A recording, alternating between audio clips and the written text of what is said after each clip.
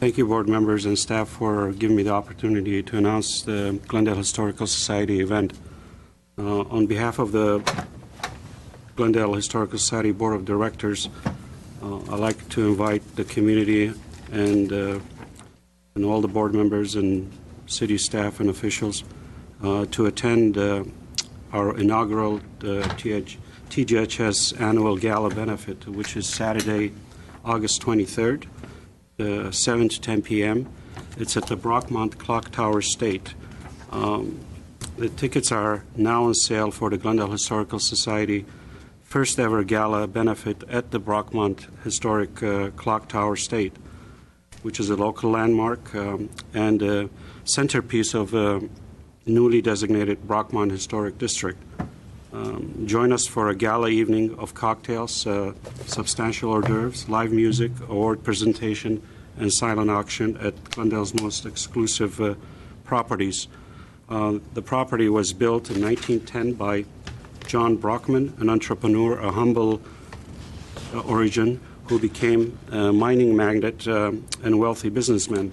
This house has been described as one of the Glendale's most unique architectural expressions, an eclectic mashup of craftsman and prairie style. Both the clock tower and the house are listed in the Glendale Registry of Historic Places. Tickets are $125 per person for Glendale Historical Society members and $150 per person for non-members. And you may purchase tickets online via via PayPal at www.glendalehistorical.org Gala Benefits. Again, the event is on Saturday, August 23rd at 7 to 10 p.m. Thank you very much. No other announcements? Okay, we'll start again. PDR 1322161 at 842 Glendale. And Mr. Kiesel, would you discuss? The first item 22161. Add square feet to the first floor and a new 646 square foot second story to an existing single-family residence. The project is located at 842 Graynold Avenue. The board has seen this project before. The last time in January of this year, the board returned the project for redesign with 9 conditions. Let me just go over those conditions. Actually, the plans are in back of view over here. The first column is are the old plans. The second column are the revised plans. The third column are the old plans with the exception of the perspective up top. And then the fourth column are the new plans, and they're just corresponding, so you can easily compare. Do you want me to go over the conditions, or? It's been so long, why don't you go over those? Okay. The first condition, overall design should be considered as a modern interpretation of the traditional styles commonly found in the neighborhood. And the response was the site plan of the proposed project is basically the same as the previous submittal. You can look at that by comparing the site plans, with the exception that the second story of the western facade has stepped back. So we tried to squeeze as much as possible. The previous plans, the first and second story, were in line. The new plans are stepped back. This is the first floor. The second floor is here. And that's the southwest elevation? Well, I called it the western facade. Right. It would be... Second from the bottom? It's this one, yeah. Okay.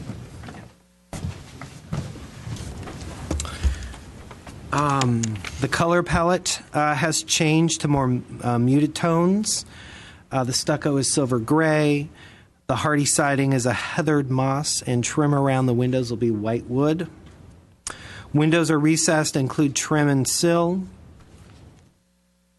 The second condition, reduce the sense of bulk and height at the side elevation through revisions to the proposed roof line massing and or other design changes. Again, as I mentioned before, the second floor of the western facade has been stepped back. On the eastern facade, the roof above the kitchen is proposed at a higher pitch. And then the roof above the new second floor has a steeper pitch to reduce slightly the appearance of mass. The third comment was provide recessed windows at all facades. That should be in your packet on page A12. I didn't post it up here, but it's in your packet. The fourth comment, revise the drawings and material board to better indicate the designer's vision of the final design, include section drawings of typical windows and the transition between cladding materials, provide keyed notes indicating all materials, textures, and colors. Again, I didn't post all the plans on the board, but you should have them in your reduced packets. The submitted plans and material board have been revised and better convey the appearance of the proposed alterations.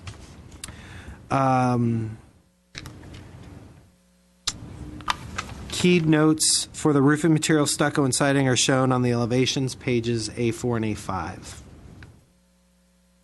Eliminate bamboo proposed at property lines and consider another planting material such as ficus columns or Catalina cherry. The bamboo has been eliminated along the western interior property line. The applicant is proposing a hedge of Catalina cherries as shown on page A2 of the submitted plans, landscaping. Revised landscape drawings to show delineation between shrubs and lawn. A 1/4 inch steel plant guards are proposed to delineate the area, planted with shrubs from the lawn and trees. And that's also shown on A2. Revise the roof design at front facade projection to eliminate the flat roofed area. This has been eliminated. Previous, you see the flat here. Actually, probably the best way to see it is how it goes up here. Can't see it because it's hidden behind the tree here.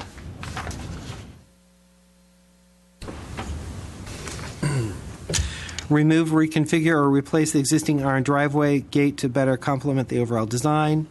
That has been redesigned, as shown on page A5 of your packet. That's not posted up here. And then finally, introduce more siding at the east, south, and west elevations to create a better balance of siding and stucco and to enhance the geometry and overall appearance of the design. The locations of the siding and stucco on the facades have been altered from the previous. It's most easily, you can compare up at the posted plans. The entire street-facing facade is now proposed to be clad entirely of siding. Siding is also used on the interior facades to delineate portions of the building which extend closer to the property lines, while stucco is used on those portions of the building that are recessed further. The only other thing I have to say regarding this is the applicant has made some minor changes to the plans provided in your packet. That's why I left on your desks 2 reduced sets, and then the revised plans are posted. One thing was the lot coverage calculation got transposed on the landscape plans. So on one set, the landscaping was 44% or 40 some odd percent. And then on the landscape plans, it showed 36%. Well, 36% is actually the lot coverage, so the number got transposed. So that was one thing that has been corrected. And then there were certain details that were left off of the landscape plans that have been added, including a steel border around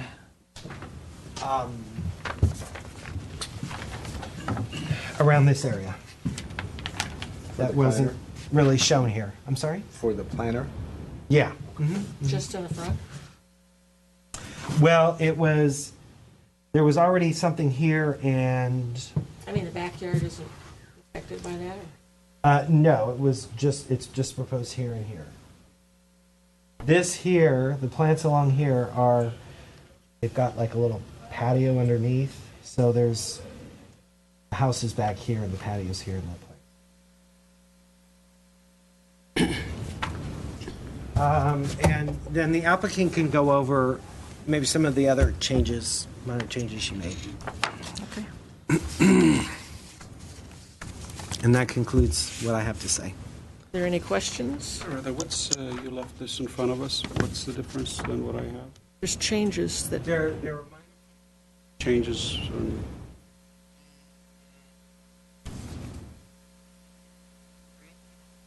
oh, you mentioned that already. right.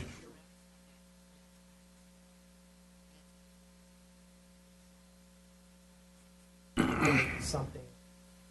So nothing with a drawing, it's just the numbers. No, and then that I mentioned, and there's that the app. Okay. okay, any other questions? Has the square footage changed? No, it hasn't. If there were no more questions, I'm going to open. I don't know if the designer want to speak first, or Trinidad Campbell, if you just give your name and address and explain whatever changes you have. I think there's another plan that might be helpful. Which one? Of the one that's... Where did it go? It's in your...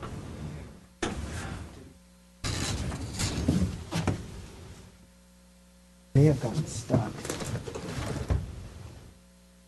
We didn't post that? Was it wrong? Yeah.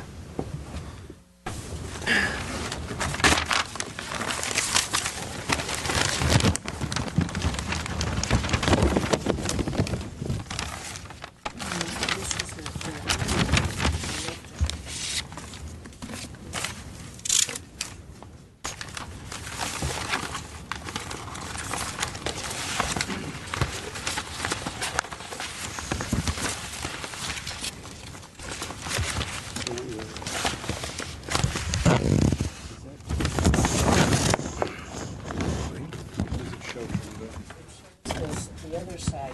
This one, Roger. 810.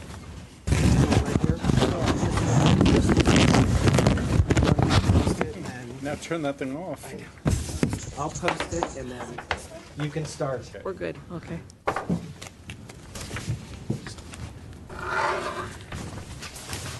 Good evening. My name is Trinidad Campbell, and I live at 3829. Do I have to? Well, I live at 3829 Ronda Vista Place, Los Angeles. I'm the designer builder on this project. I'm glad to be here again, and I appreciate the opportunity to come before the board this last time.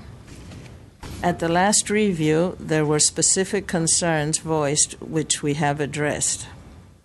The first was the perception that the home had too much mass from the side views.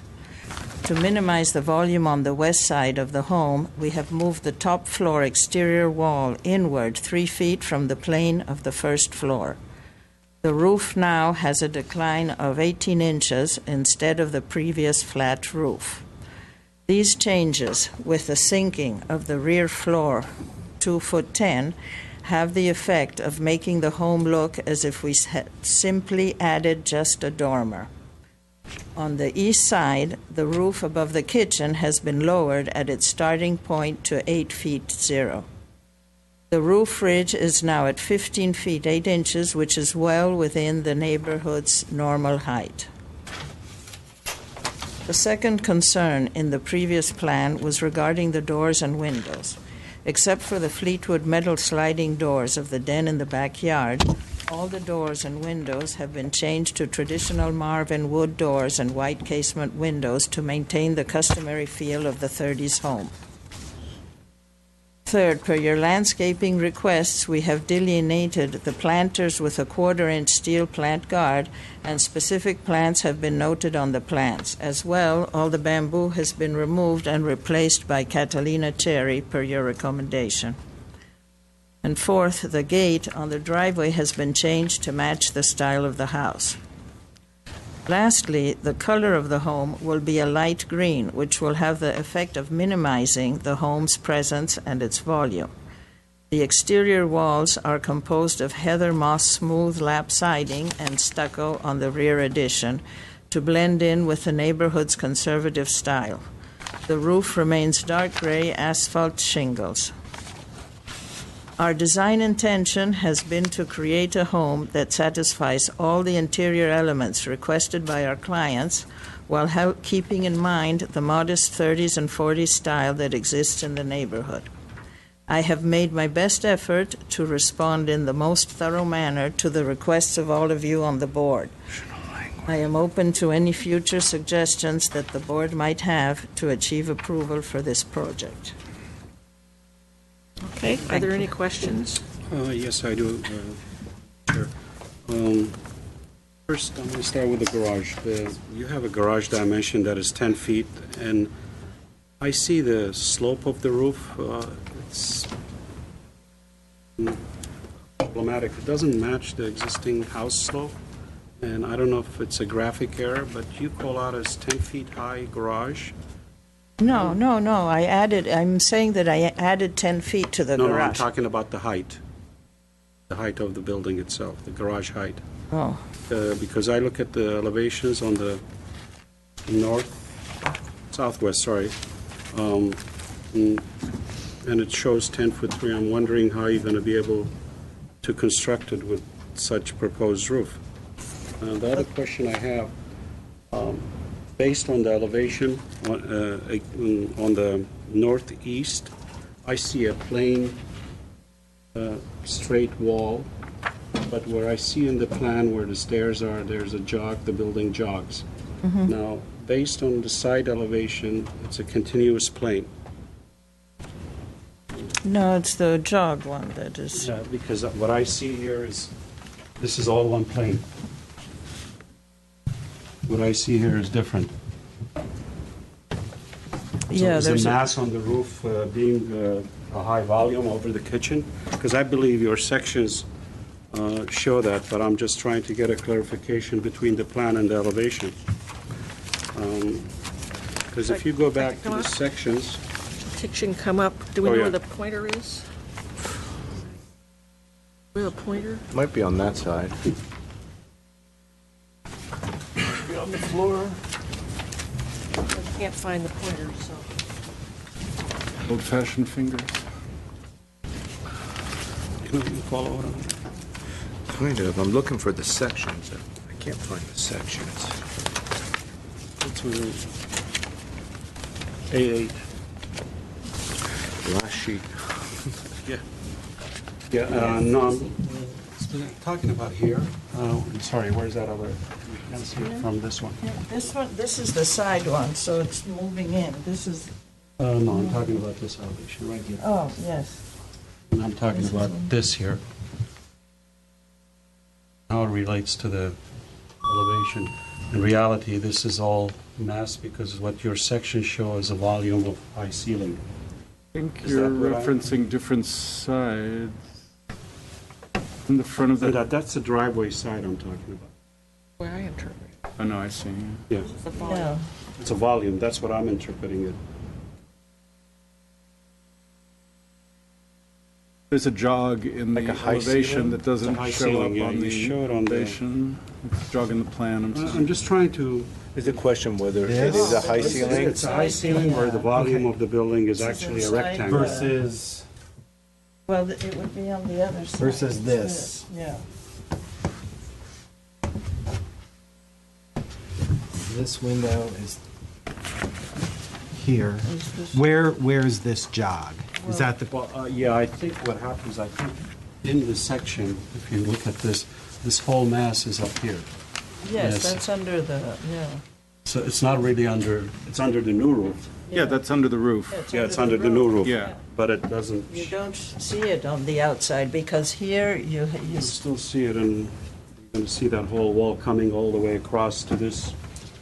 You're going to see this wall coming, your ridge is somewhere in here. This wall is going to come all the way across in here to create this break that you have. That doesn't, the floor plan's cut at floor level, so I don't think that would show, if I'm not mistaken, if the roof plan should show that there's no The jog site there. plan shows it. The site plan shows it more accurately. I'm just trying to clarify what the, Yeah, the site plan shows the sloping roof coming down at the left edge of the property, and No, it shows a talking about- single plane. I'm talking about this, this is the new line. Right. Isn't this that new line right here? That's the mass of the Yeah. dormer type Yeah, structure. yeah, so it's this, and then this is the, All right, we got it. this is this here. I think the jog in the floor plan is from where the cut is made at floor level. But that's a high ceiling. Anyway, It looks like it would be a high ceiling here, and then for some portion yeah, the over whole thing, here. yeah, the whole thing. Yeah. The whole box, the whole missing puzzle there. But then from here over, it's It's a straight line. Yeah. it's this. Yeah, it's a straight. Okay. The other Yes, question I this had, side is going down like this to, Yeah, I lower understand the that part. sides, and then this side, this part is staying high. the other, on the same side and the other side too, you have these large windows. Is that a fixed window or is that openable? On both You're sides. talking Which one? Yeah, those. Yeah, those are, well, they're not fixed, they're openable, That whole pane is going to open like that? Yeah. On both sides? Are they awning windows? yes. That's how they're drawn. Wasn't there a concern in the previous submittal that neighbors concerned these windows were high and not going to be visible? Well, I took those out, those were the Those other. on the other number. side. Right, that was on This the one. kitchen side. Oh, okay, They were up here, okay. but now I've lowered, this used to be higher, Uh-huh. and these were the ones that were the concern. Got it. But now I've just lowered it, and you have the regular. I just remember the one side was an issue.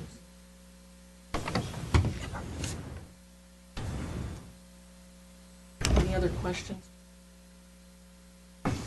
What are the proposed windows?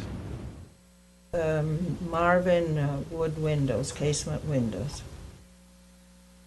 And except for the back that I've got my Fleetwood aluminum windows all the way up to those are nice windows. As far as the foot high. okay, the material board has a hardy trim. Is that the material that's going to be around all the windows throughout, or is it just a curve where the siding is? Yeah, Correct. yes, it's where the siding is or where I have to meet. And the portions that have windows where it's stucco, are they recessed? They're the same wood windows, yeah, same wood windows. All the over windows will house. be recessed. All are recessed. The only ones that change are these aluminum, Okay, I sliding doors. understand. And do you have a window sill or any kind of treatment around the windows that are in the stucco portions of the facade? yes, yes. It's exactly the same as in the wood portion. Windows are the same, I see, but the surrounding portion and the sill, yes. is it going to have a wood sill or Yes, anything? yes, wood sill and wood casement around it. Is this part of the roof line? Is that what I'm looking at? Dark? don't Yes, understand. it's going, because here it's going down the other way, and this is the part that goes in. Okay. So this might be a gutter. I mean, I do know, it's the roof line that goes down the other way. Me? Okay, thank you. Oh, I did have one last question. The planters in the front, around the tree and adjacent to the front door, are those raised metal planters? Well, short ones, not very high. But they're not as high as the ones at the rear? No. So The the ones on rear's top- for So vegetables it's- and that kind of thing. I see, so it's just something like 6 inches or something? Yes, just your regular. Okay. Is there any reason you didn't put scattered around the planting in the rear, where the lawn meets the Here? flat material? Yeah, everything in the backyard. That's lawn, right? Yeah, this is lawn, but there will be plants here. No, I'm asking to separate the planting from the lawn area, Oh, The steel the divider. dividers. well, I didn't put them in, but I'm happy to put them in Okay, if I you just want. wondered if, Okay, all right, thank you. thank you. Next, I have the owner, Chris Osprey. Did you want to speak? Yeah, I do, but You have a chance to rebut afterwards also. that's okay. Okay. I have Rafael Zamora. Come on up and give us your name and address. My name is Rafael Zamora. I live at 834 Cleveland Road in the community. I've been noticing some of the changes that were recommended. However, I still have a previous problem with the first and foremost feature, which was the massive indication of the property adding the second floor. I don't know if who's ever been there. The property sits a little bit above the sidewalk, maybe about 8 feet high. If you go into the house, you walk up the lawn, up to the property, and it's not level or flat. So, if you're walking from the western side of the street going east, you're driving, and what you'll see is what's referred to as the western wall or facade. You're going to see previously it looked like just a plain wall, which you had before. Now you put a step back, or I don't know how many feet or inches, to offset that so it wouldn't look so massive. I don't think it's enough of a setback if you're coming from the western side of Glendale, walking east on the sidewalk on the street, because if you look down what would be the western next door neighbor, because it's up the hill, it's obvious. It looks massive. It will look massive, and it's not an objection to the second story if you're coming from the east side of Glendale, walking west, because it's downhill, and there's the house previous to that, and there are trees there that will cover the facade, so that's not an issue. It still remains the first and most issue, which is the facade facing west, which I don't feel that setback is enough, because it's still, and only because it's on a hill, maybe 8 feet up above the sidewalk or the street. That's the only thing. I know that if you recess it anymore, you're not going to have the square footage that you're looking for. I see that as a problem for you guys. My only concern is that the facade may not be, the setback may not quite be enough. I was hoping maybe about at least 4 to 5 feet. And it appears to me that maybe it's 1 foot or 1.5 foot setback. I'm not sure if the dimensions are up there. 3 feet. Are you saying that the house itself is 8 feet higher than the sidewalk? From the sidewalk to the, Grano goes at a slant. From east to west, it goes at a slant. oh, the whole street? The whole street goes at a slant. The whole street. Misunderstood you. So, and that's why you get the feeling that if you're walking from the west, you're walking up, you're going to see everything is up. And the house itself is also on a slant. The property itself is slanted. So it makes it stick out a little more than the other properties next to it. And it's never been mentioned how much of a setback you added. The applicant stepped the second floor back from the first floor 3 feet. 3 feet, which would be about, yeah. And more at the other facade. Yeah. We're going to have to wrap this up. What's that? Time is up. What's that? Had 3 minutes to speak, so Oh, we have to. That's still my concern. I don't believe 3 feet is quite enough.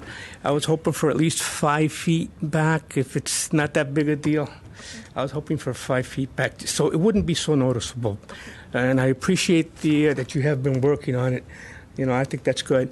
It's just that from the south is a little too much. Is that it? Thank you. Thank you. Next, I have Daniel Maletti. Well, we meet again. My name is Daniel. I am the only loser in this whole project. I've seen the pictures, and I still have a problem with that window looking at me. I still have a problem with the mass that takes away my skyline, my air, my sunshine. The only ultimatum I have is I have to raise my fence up to maintain my privacy. I don't know what to do. Which side do you live on? I am. If you're facing the house from the street, are you on the? House to the left. This would be the elevation he sees here. It's this house. Yes. Yeah, I remember last time because Yes. there was that whole conversation about It's the nice high about the windows. windows, yeah. Sorry. And I looked at the pictures, and I don't know why. I see every angle, every side of this property, of this project, not the side that is looking at me. And you think these windows that are facing you, Sort of this one. there's a wall between your house and this house, correct? Mr. Kaiser pointed that lower picture. Yes, it is. That's my side. It's sort of The that. side, the part that has the window is completely invisible. Why am I not looking at it? Because that's the problem. The side of the addition that has the window, you see the little triangle on top of that mass? That side, that part is where that window that's looking at me. No, past it. The little corner, Yeah, right here. That, Can we if, refer to it in the elevation? That bottom one. That's the bottom one. Yeah, it's right here. It's on the setback then portion there's of the the top addition. well, this is the side right there. Correct. Yes, I didn't see that before, but still, you see that You have to window? speak into the microphone. That's the window. Okay, so that window is what you're objecting. Yes, beside the big box next to my house. Who's gonna buy my house if I need to retire and move to Tanganyika, like I said before? Who's gonna buy a showcase? Who?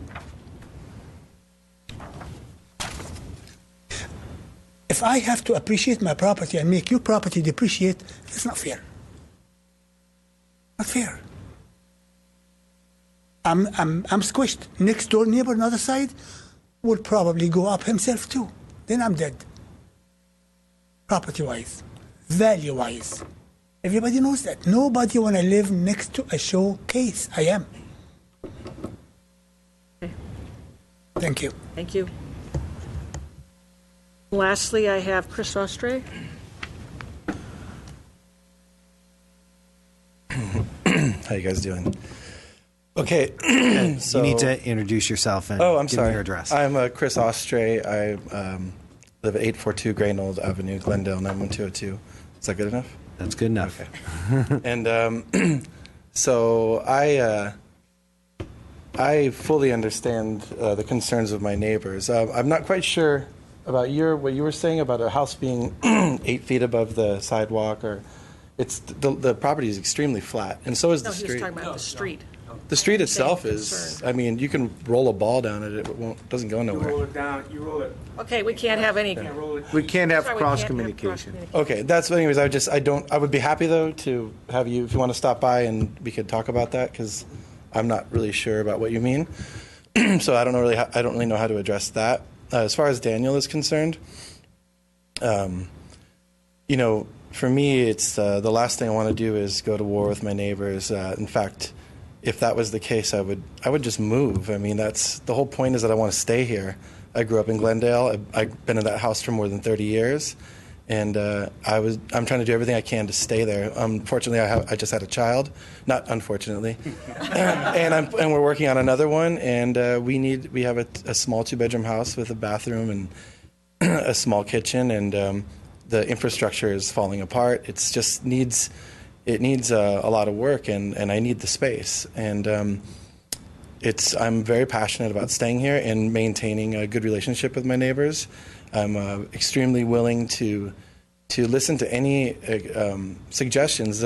What I feel is happening, though, is I'm not really getting any suggestions. I'm just getting turned down. I'm just getting a lot of negative feedback. And and I know the window. I know the window that Daniel doesn't like, and I had spoken to her about taking that out. Unfortunately, the plan was already submitted, and that can't be done. And she even mentioned to me that was that they wanted to have some sort of window on that side of the house. And for me, I have no problem removing it. I'll do, as far as the height of the house, I mean, if you look at it from the front now, it is in line with every other house on the block. It's no taller.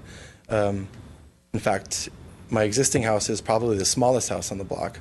I have no desire to have the biggest house on the block by any means. I could care less. If I could, I would sink a couple of shipping containers underneath my property and create some rooms out of that. I mean, I'd be more than happy to do that, but it's not as easy as it sounds, I found out. But so, whatever I can, all I want to know is what I can do. Obviously, I'm willing to compromise, but I'm not willing to completely change my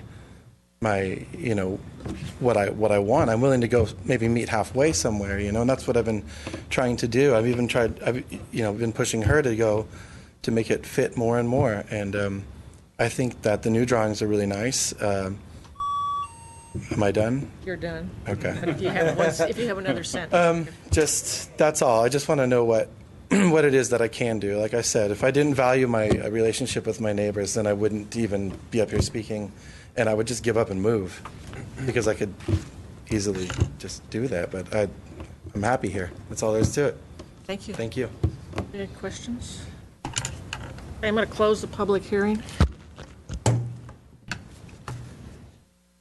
Mr. Mardian? I had a question to the applicant, actually, about the chimney.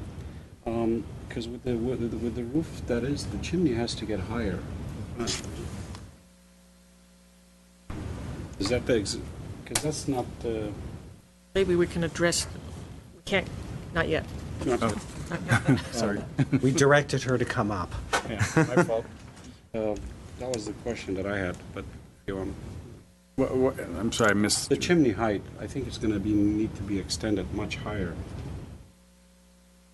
than what is shown right now. Maybe. And do you have any design issues if it is extended to meet code? He's going to get, he's got to bring it up substantially.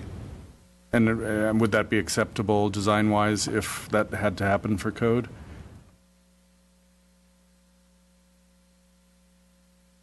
I don't know, let me... Well, maybe we can get that addressed after we discuss it a little. Okay. So you want to go ahead and... Oh, you want me to start? Yes, Oh, that was the intent. I thought they had a rebuttal coming. Okay. Yeah, they do. Thank you.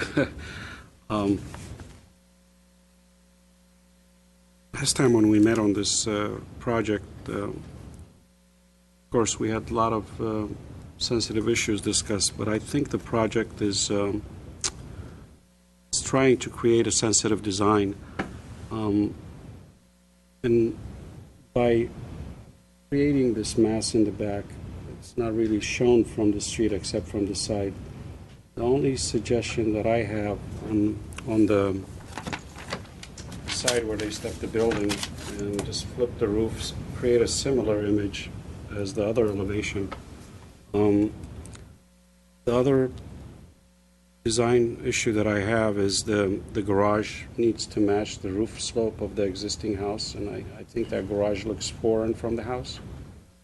But then again, he's leading into the right direction of design, and he's trying to minimize it, he's trying to achieve it, and is by right, you have the right to do that. But then again, I look at the street, and I look at the block, and I look at compatibility issues. If I may, and I'm going to just throw out this because the design guidelines that we have, the vision that we had on these neighborhoods, if I may read this to Sure. maybe, and this is in our guidelines as the vision of what our guidelines should be. What is the development pattern on this surrounding block? A number of factors combine to make the development pattern of a particular neighborhood, block, street, including pattern, size, shape, individual lots, vehicular access, configuration, building on each site, and relationship of the building to the street. One or more of these factors can vary the new development and still maintain respect for a positive association with the existing development pattern. However, if enough of these characteristics are significantly different, the proposal may not be appropriate.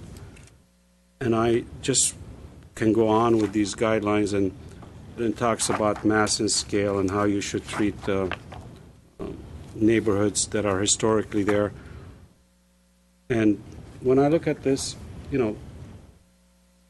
the design is leading into the right direction. It's not as massive as presented before. He is trying to be sensitive to the applicant is trying to be sensitive to the neighbors on both sides. But yet again, I want to hear what my colleagues want to discuss about the compatibility that does this meet the intent of our vision of our of these kind of areas where it's predominantly one story. And I leave it at that. Simonia? Well, I do recall this project as it came in front of us some months ago. It's been a half a year. And at that point in time, it had very modern, rigid lines to it. It was contemporary, but very rigid in its lines. And so quite a bit of mass and bulk was being created by these strong shapes. That, in addition to the colors that were presented at that point in time, were really multiplying the effect, and so there was many components that made us somewhat question the design. In addition, there were some neighbors, some of which are here tonight, and a lot of discussion was done, specifically, the house adjacent to the driveway side. There was issues about that neighbor wondering if this proposed house would be able to look down from the landing on the second story. Or a ladder. Yeah, and so we spent quite a bit of time addressing that. And the design has been modified to address those items. And in other words, the two adjacent properties are less impacted with the new design. The facade on the driveway side has eliminated the clear story windows up top above the kitchen, less mass, less bulk, and the west facade has stepped back 3 feet, which is quite a bit as far as these neighborhoods are concerned. Sometimes all you have is a foot and a half to work with because you got to fit in your bedrooms and whatnot. The materials that are presented, I actually think are very compatible to the overall neighborhood. By the way, you've picked a beautiful color of that siding. That hardy siding, Heather Moss, is just a beautiful color, and it comes factory painted, lasts forever. And I think with the white trim, I'll have enough of a traditional sense to it, where it does blend in, and it uses compatible materials of the neighborhood, and so that is a positive. And the overall design and the overall roofs, as one sees from the street, are designed in such a way where they minimize the second story. However, that second story is still present at the rear, but it's more of a large, emphasized dormer, as I would describe it. It's a modern interpretation of it. It's kind of hiding it in the back, so it's not really visible from the street. And so, in a way, the designer is trying to accommodate a second-story addition with somewhat less of an impact to the neighborhood. And the existing homes in the area do have high roofs to begin with. And so I do think the project has improved its mass, it's reduced its mass and stepped back its second story in a way to try to minimize it as much as possible. I agree with Mr. Mardian that that chimney will probably end up getting longer, in which case they just might need to do a gas fireplace and direct vent it to eliminate a long chimney, which ultimately building and safety will require. And I do like some of the landscape features that are presented in the front yard, the metal planter system. I think once it rusts, it'll be quite compatible with the home. So I could support the house as presented. My only comment would be that the windows that are placed within the stucco should have wood sills to them that maybe protrude out about 1.5 inches or so. And I think the existing windows that you're ordering probably come with a wood sill, so you could order them like that. And then if they're recessed, it'll be a nice stucco finish of the stucco returning into the window. Those are my thoughts. Well, I think it's an improvement from the last submittal, and the step back on the side has helped. I sort of look at this as, I'm not sure what the neighbors behind, but everything has been made to make less impact at the front side. And to push that to the rear, I think with the small garage, it makes the garage and that rear elevation a little more incompatible, just from looking at it. If there was a way to make that work and maybe some screening in the back area, as I say, I don't know what the back neighbors look at, but they are going to be looking at the two-story portion. So I would suggest maybe some softening with the landscape for that rear portion, and maybe doing something with the garage and the roof so it's a little more compatible with the building itself.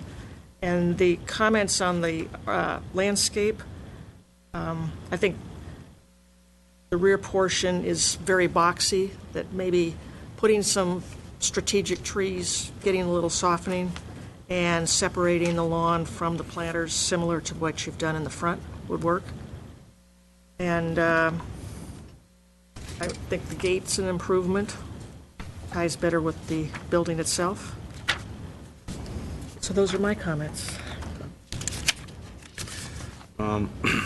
Maybe the One additional comment I may suggest is the building has overhangs, and the rear overhang, there's no rear overhang on the new addition.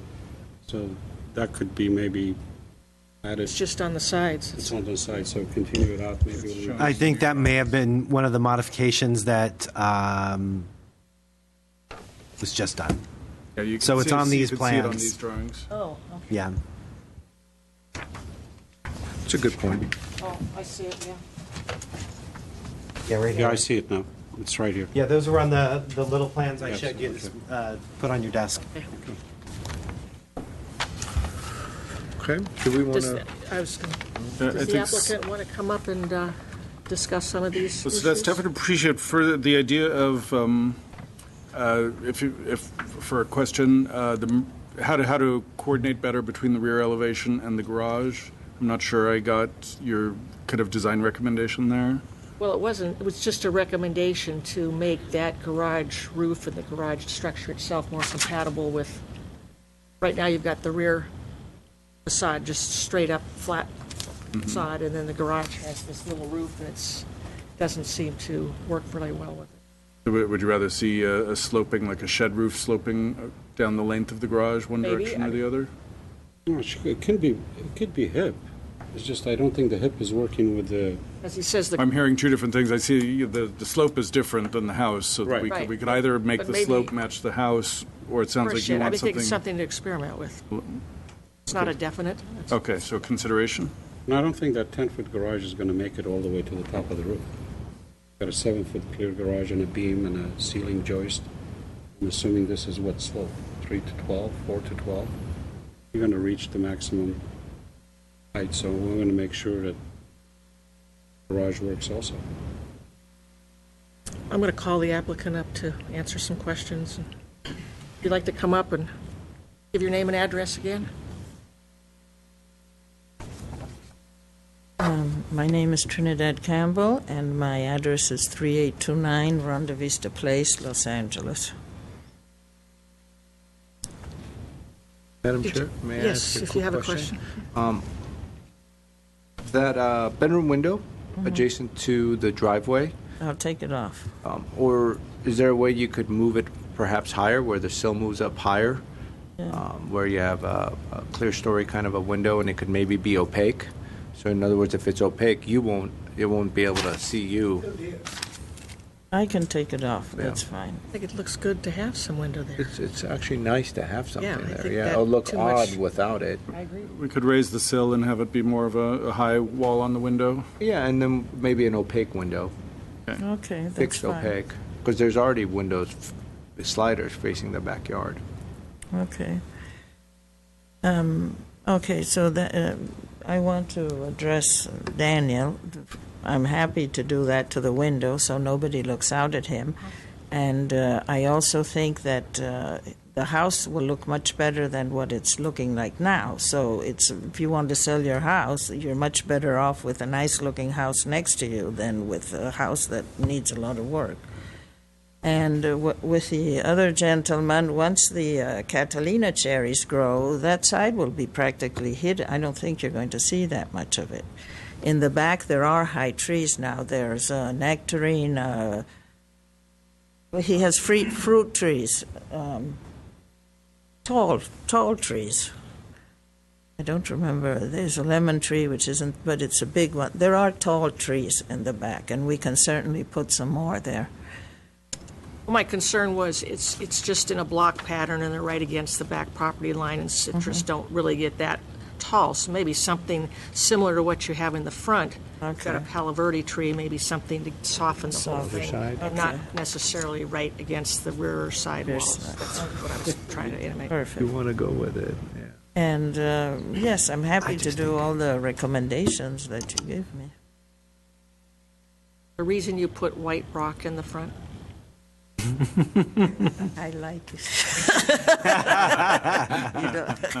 I just think with the plant material you have, it might be better to have maybe a pea gravel or something a little more soft. Okay, Is that a consideration, or would So you? that's going to be Okay. that's fine. it's more than a consideration. Okay. It's a command. Are there any other questions for the applicant? Softening up the back and following what you're saying, is there a possibility, I don't know, some sort of a treatment underneath the overhang? Maybe we'll break that.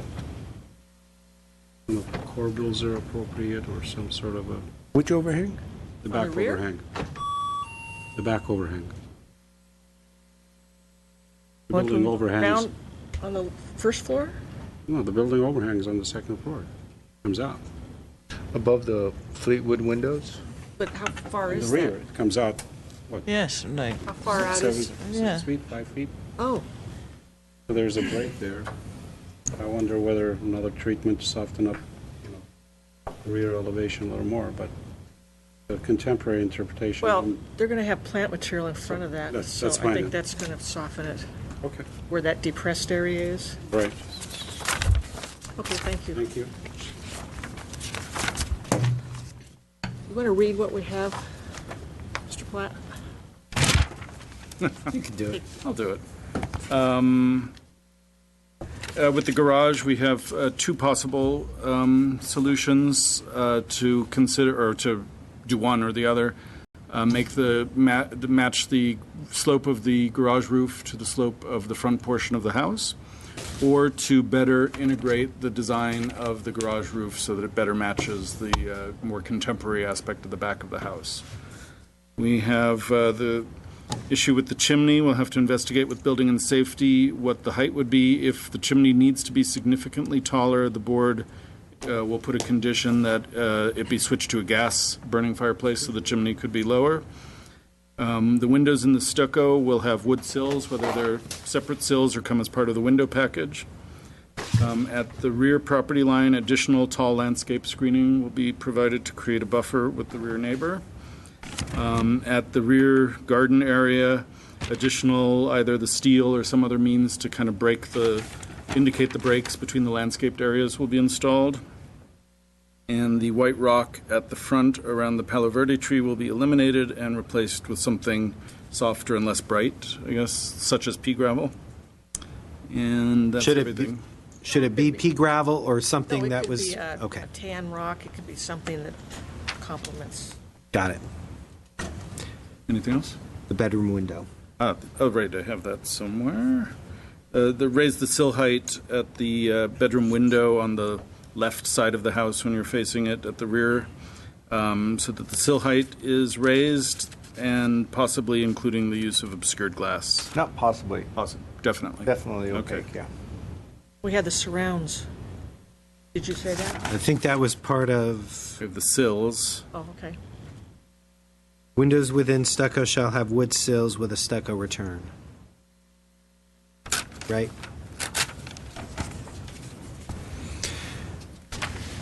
We have a motion? I'll move to approve the project. Is there a second? Second? Okay, a motion was made to approve the project with conditions. Roll call, Mr. Simonian, Yes. Mr. Mardian? Yes. And Ms. Palmer. Yes. Great, motion carries 3-0. Thank you. Our next project is PDR 1412967 at 366 to 372 Burchett Avenue.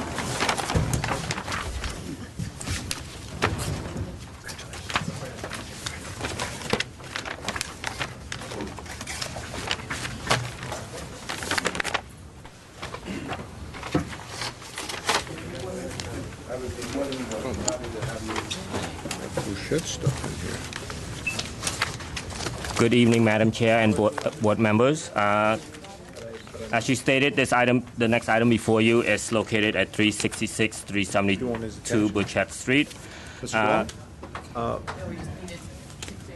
Oh, I'm sorry. The applicant is proposing to demolish three residential buildings and a detached garage on 2 adjoining lots, and construct a new 3-story, 18-unit multifamily building with 45 parking spaces in a semi-subterranean parking garage. The combined lots will be 19,160 square feet in size, and the property is zoned R1250, which is the highest multifamily density in the city. The proposed development is comprised of 1 to 4 bedrooms units, and the unit sizes range from 717 square feet to 2,111 square feet, and the building will be designed in a contemporary style. The site is surrounded by other multifamily developments, including some that are larger than this project. The rear of the property abuts the Ventura Freeway or the 134 freeway. Also, an initial study was conducted and a proposed negative declaration was prepared for this project. And the comment period for the negative declaration was from July 3rd through July 23rd, 2014. And staff did not receive any comment concerning the initial study. You should have, but I already read it. The subject parcel is a flat rectangular lot. The 18 units will be situated so that it will comply with the required setback. However, because the project is pursuing a density bonus based on lot width, most of the landscape will be provided at the front, therefore creating a staggered appearance in the site planning. The project meets the total required open space, including the additional 1,100 square feet for the 3 additional units. Otherwise, the landscape is dispersed throughout the site in a sensible manner where it is easily accessible by all units in the development. The landscape palettes include drought-tolerant plants such as Palo Verde, Toyon, hopseed bush, and kangaroo paw as reflected in the landscape drawings. In regards to mass and scale, again, the building will project a 3-story volume. Essentially will be rectangular in its footprint and will extend from the front yard towards the rear of the lot. In plan view, the proposal shows 3 separate buildings that are linked by 2 bridges on the 2nd and 3rd floor. And the building is separated by a central courtyard that spans the depth of the lot. These features make the project appear smaller, which benefit the overall mass and scale. Also, as you can see in the elevation drawings, there is projecting and receding volumes throughout on all levels, so that design techniques also help break up the massing of the building. And in addition to that, a variety of materials and color are also proposed for the project, and that also help in the attempt to achieve a sensible mass and scale. As I stated earlier, this is a contemporary building, so the chosen material and color scheme reflects that design aesthetic. There will be various finishes, but stucco will be the predominant wall material. There will also be siding. The windows will be anodized aluminum. And also, you will notice on the 3rd floor balconies and over some of the windows, these areas will be outfitted with 4-foot wide anodized metal cornices, which stands out as a unique feature on this development, especially the design of the underside of these cornices. Overall, the project is successful in addressing the areas as I described in site planning, mass and scale, as well as design. The planning division recommends approval of this project with 2 conditions: that the concrete immediately east of the entry porch should be minimized as much as possible in order to provide larger planters that adjoin this area, and that miter joint should be utilized at all corners where sidings will be used. So as a correction for condition number 1, it should read immediately south of the entry porch. Can you show that, please? That would be this area. Staff believes that there's additional opportunity to make the planters wider to be more consistent with some of these other areas.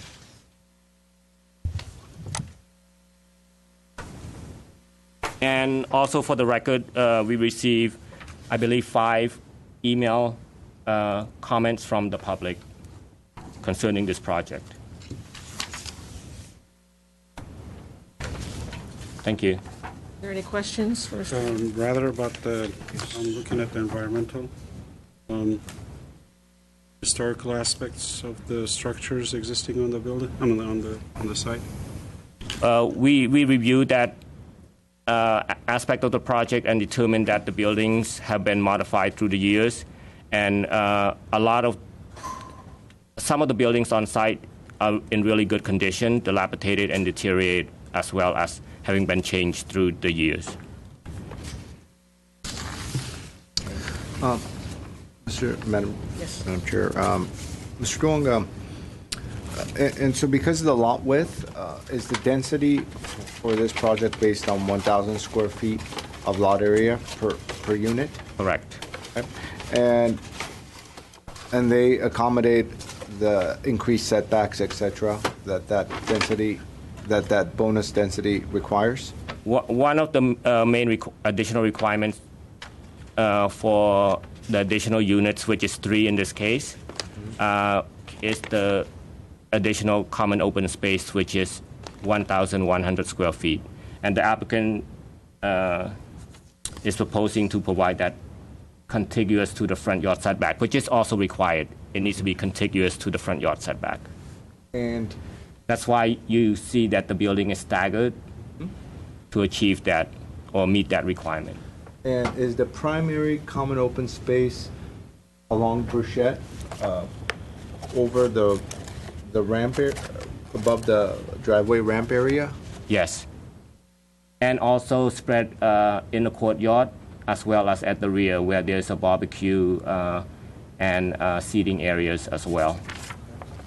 And as far as accommodating the landscape requirements, are certain portions of the deck raised or submerged? It's a combination. I believe the applicant has indicated that will be introduced by the legend here. It's on, yes, exactly. The light green is... The light green is on grade landscape. The Orange is raised, green is... correct, yes. The black outline is depressed planter. It will be on grade. That will be raised, and then the black It's outline. about half a... I like Ms. Palmer's diagram Yeah, better. exactly. Spend time. Spend time marking it up. Any other questions? I have two more questions, if I may. The material board shows us images of an existing building, and the color samples don't really match the colors of that building, so I assume the the Dunn Edwards color samples. Would be the more accurate color Okay. scheme. And one of the material board indicates a 48-inch wide anodized aluminum panels. Those are the awnings, say, that Yes, come that would out? be this features. It's not the storefront system, right? It's, No, it okay. would be this features right here with the underside. All right. Using alpolic material. Yeah, you can see it more in the perspective. And is that a split face block, let's say, Yes. on either side? On the base is split face, Okay. and this is that stone veneer that's shown on the material board, as well as the siding and stucco. Okay. Thank you. Since most of the letters tried to address the parking issues, and that is an issue in that part of town, can you tell us how much extra parking there would be with these units? The project provide code compliant parking. There's no extra parking, which includes guest parking as well. So the guest parking is included? Yes. And was there a requirement to have some enclosed garages? No, that was the applicant's proposal, desire to have 2 of the units will have enclosed 2-car parking space. Any more questions?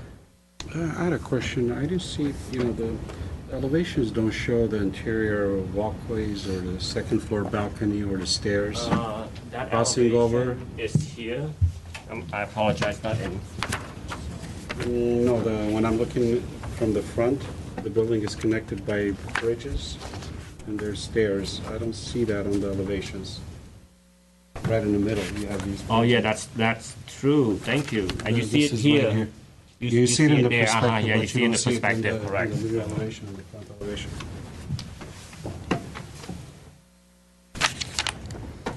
Any other questions? You're going once? Not, maybe later. Okay. I'm looking through some stuff. Thank you. Okay, I'm going to open the hearing. The first card I have is for Chris Gregorian.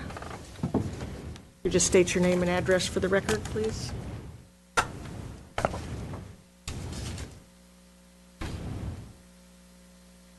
Good afternoon. My name is Chris Gregorian, 2600 Foothill Boulevard, La Crescenta. Mr. Dong already explained the project very well. Thank you very much. And not much for me to say except you mentioned something about the palette that I provided for the existing building that we're trying to use them as a model. Obviously, every time you take a picture of the shading, lighting, is a little bit different, and you print them on the computer, and it's a little bit different. Now, this one that I have printed maybe is a little bit different than what you have, and it's a larger scale. I'll just bring them to you. So, This is the building they're trying to Make it look like. color, material, and I brought the sample of material of the stone, and because sometimes there's a inception that it's a fake stone or something. This is it's a heavy and real stone, so I can bring him to board so he can see. This is a heavy stone. It's a real stone. I'm familiar with the product. Okay.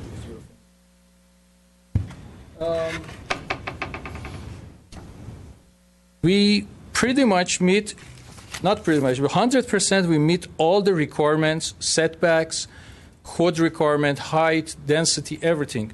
Actually, if you go with the 1,001 per R1250, you divide it by 1,000 because of the width of the property, you get 19 unit, which we didn't want to push him to the limit, so we make it 18 unit. And which we had the room to make a 19 unit out of it, actually. The reason is not 19 unit because one of the unit, which is the 4-bedroom, easily could have been a 19 unit. Decided to live in the project. So that was the owner's occupied unit. That's why it's a 4-bedroom. That's only 4-bedroom. It's in the 3rd floor of the front. We had parking. It was available. The square footage was available. We decided not to build a 19 unit, go with 18, and create one nice owner-builder unit in the front. That's what the 2-car garage is. On the rear part of the parking, there's it's a big car garage, 2-car garage that 2.5 garage that will be considered. It's been designed specifically for the owner user. Try to be sensitive with balconies. In the past, there was issue was raised that the balconies are exposed, and tenants, they put stuff on the balcony that will be visible from outside. We raise it like a pony wall and then add a railing on the balcony, and the sides are kind of pretty much covering the chair or table or whatever they put over there. It's going to be partially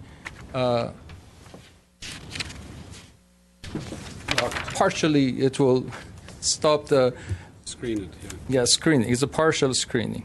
Are you referring to the balconies? Yes, balconies. East and west balconies? All the balconies. All the balconies that have a little bit pony wall and the panels on the side. That will minimize the impact of because they're going to put the stuff on the balcony. So we will try not to be 100% exposed to yeah. The comment that the staff has regarding the miter cut, that's not a problem. It's 100% taken. We'll do that. And as far as the additional landscaping on the center and the front entry, I think that entry part would like to have. We have an extra part landscaping. If pots, it's okay, fine. But I don't want to push that area and confine them. And it has a tight area. When you come in, you want to have a little bit of a surface to go either way. There's a plenty landscaping on this project, and it's over the requirement. Especially at the dark area of the green, as you mentioned. These are recessed landscaping area, so we can plant a tree. There's 19 trees on this project. It's plenty of landscaping. I rather to leave that area open. When you enter, you have a little bit of a space. I don't believe that you have to kill that space. But if that will make or break the project, maybe we'll add more landscaping. If there's any other question, we're happy to answer. And other than that, it's a kind of self-explanatory. How deep pressed are the planters, and how high are the raised planters? 2 feet is rise, and the 2 feet is depth. And then, so that combination will give us a 4 feet in some areas. But in general, I mean, where you have all the trees, Where the trees are, there are 4 feet. they're 4 feet. So 2 feet is depressed and 2 feet is raised. So you give us a 4 feet of. With all this extra garage space and the extra unit you didn't put in, could you find a place for a little more bike rack area? Yes, we did. We have it. Maybe you only have like three bikes, so I'm just saying, is there a, Yeah, we can add more bike, but 3 bike, I thought, I don't know. If There's you a need code more bike, I'll add more requirement. bike. Code requires them to, if I'm not mistaken, not, yeah, the California, or I'm just saying I think they need more. more. Because No, nope. Yep, there's a plenty of room here and there. We can add the more bikes, yeah. Sure. I mean, you have a parking issue Of course. outside, and I think more people should be encouraged, so. There's a 5 guest parking in this project. Right now, as of now, the existing project has only 2-car garage, which is dilapidating. It's falling apart. You cannot even park inside that 2-car garage. It's eight unit and basically no parking. I had a question. You mentioned earlier so your planters, you have a depression, and there's a wall on top, so that's total of 4 feet. Right. Why do you have, since you have it depressed, why do you need to put the walls? The trees that been planted on that area requires a little bit deeper dirt. Otherwise, they're not going to grow. The reason I'm questioning it, because this is, I'm giving you a little heads up, unless if I'm wrong. Your main exit to this building is through the center. There's no side exits. I see some gates on the east side for emergency, but if those are planters and they're raised, how are you exiting? Okay, on that side, there's not raised. Those are flat. Those are flat. Those are Okay. flat. The raised is this side. Okay. As I said, some of them are raised, some of them are not. Wait. On the west side, they are all raised On the west side. and depressed. And Okay. depressed. On the east side, they are all depressed and there's no raised. But you'd have trees on the east side. Yes, that trees is gonna, they have to survive on that here because we need an exit. But you can't put trees when you've got that. You're going to need at least 30 inches in depth for the trees. For 24-inch box, well, we'll make the depth of the 30-inch. We make the planter deeper, 30-inch. Yes. Because we have a 9-foot ceiling height, and we don't need that 9-foot ceiling height. And that area on the east side, it will be on top of the same area that they put the storages for the garages. So some of those can be even 4 feet deep. If you could make them 4 feet because you've got a 3-story building and trying to put a little 8-foot tree in there, it's not going to make a huge difference. So if you could afford to put a taller tree in, I think the 48-inch would be. There's a little bit of a technical issue over there because all the plumbing and the sewer line has to run. I don't want to say 4 feet for sure, but 3 feet definitely. Okay. Maybe we're going to end up with the problem of running a sewer line or water line or something. Okay, as deep as you can get. 3 feet.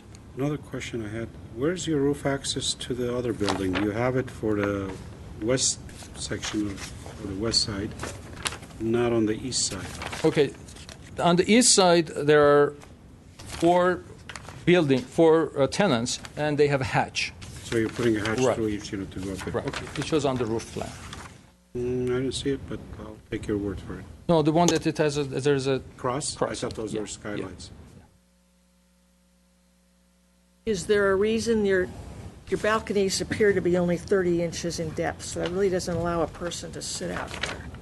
Does those take a couple inch or a foot out of the rooms and increase it so it is a usable space? That 30-inch balconies are kind of a decorative. The open space, it has more than that. The highlight of this this project is that the private open spaces are 150, 160 square feet. It's like kind of a small patio backyard, which rarely you can find things like that. But since this design is not stack, it's not a stack design. The first floor is level, 1 floor. The second floor, it's a townhouse style, and there is no line up. So we have to work with the balconies as much as possible to bring the harmony. Some of the balconies is for decorative purposes to bring the harmony to the building. Otherwise, it will be a mismatch all over. So those balconies, which are 30-inch, because of the code requirement and limitation, we couldn't make it bigger than that. Otherwise, it would be considered as a floor area ratio. Then, We will have to verify that those balconies to meet private open space requirements have to be 4 feet. 4 feet. Right. 4 feet in depth. So we'll work with the applicant, and they may have to lose some interior floor area to increase the depth of the Or you balconies. can even project it out. He may have issues with the setbacks. Is it already 11? Okay. It's a good point that we didn't catch for those upper units, so we'll have no, to. actually, the upper unit is on the third floor.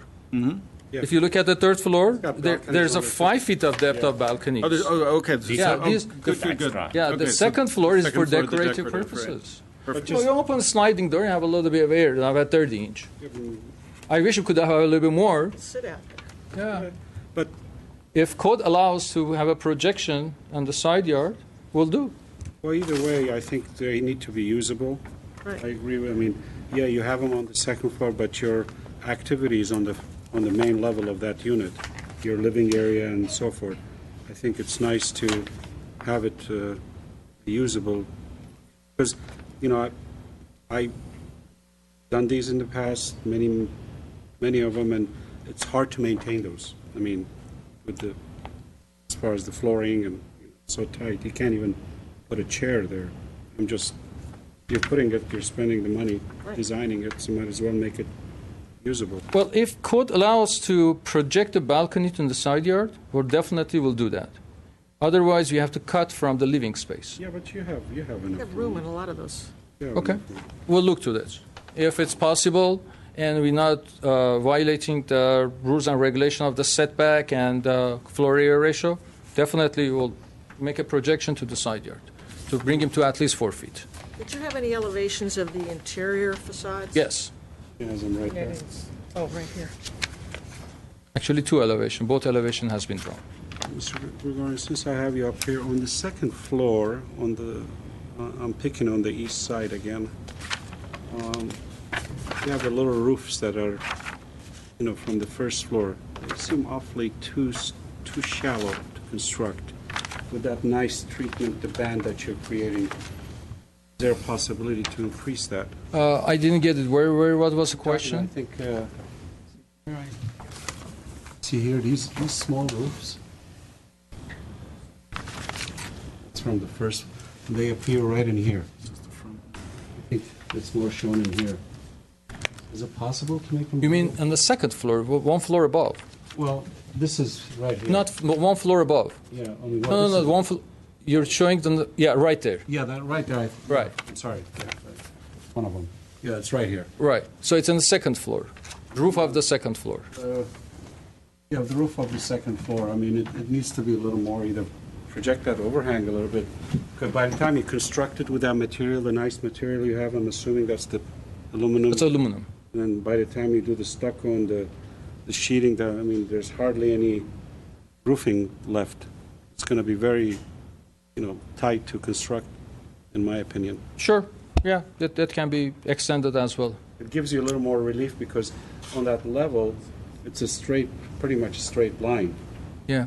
Actually, it has a little bit more projection. It will give us a better Better, shadow, yeah. and Of and course, it yeah. will be a depth perception Gives too. you a little better perspective Yes. on that other one. Yeah, definitely.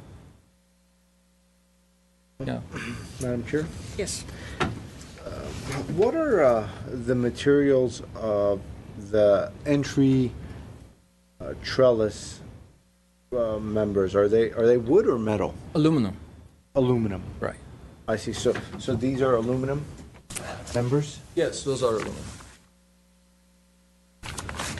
The stucco columns, and And is it a brushed aluminum? it's anodized, so it will match the windows. And are all the windows anodized? All same color, anodized. It will match all the cornices, overhang on the first and second floor, and entry, and fire pit rotunda. That one is aluminum as well. I wish we could have done it with the stainless steel, but it's going to be too expensive, so it's out of this project budget. Are those called out on the elevations, aluminum? And what sort of windows are you using while staff looks that up? We didn't decide the brand name, but it will be double glazed aluminum windows. Okay.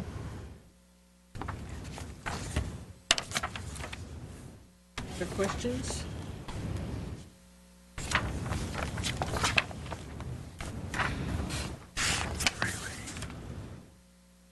I do have a detail of that entry and the rotunda on page A8.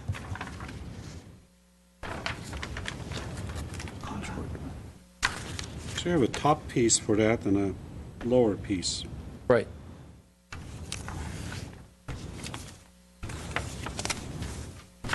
Answer to the question about the aluminum elements. They are called out in a couple of locations, but not consistently. For example, the trellis over the entry in the fire area or the front sitting area aren't, so we can make sure there's consistent call-outs on the elevations. Any other questions? Okay, thank you. Thank you. I have one other card. Liz Barkardian. Hi, I'm Liz Barkadarian. I live at 2738 Sleepy Hollow Place, and I'm one of the owners at 364 Burchett. I have one question and then one request. Not from the request is not to you, but the question is the boundary wall, because we currently have 2 shared fences and the garage, which is about to collapse any minute, on the property line, and because of the underground parking, it's going to be going right up to the property line, and then there's a wall. And it wasn't totally clear from the plans what the height of that wall is going to be. It looked like it was between 5.5 and 6.5, but it was kind of deduced rather than explicitly spelled out. So that's my question, is what that height is.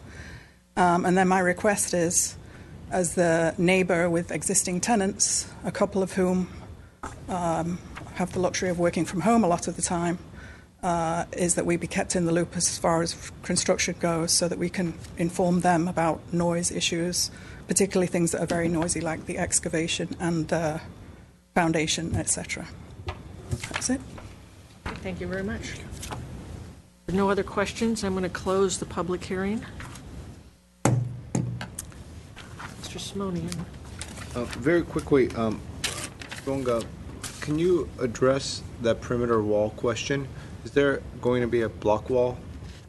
There is going to be a block wall surrounding the project, with the exception of the front yard setback.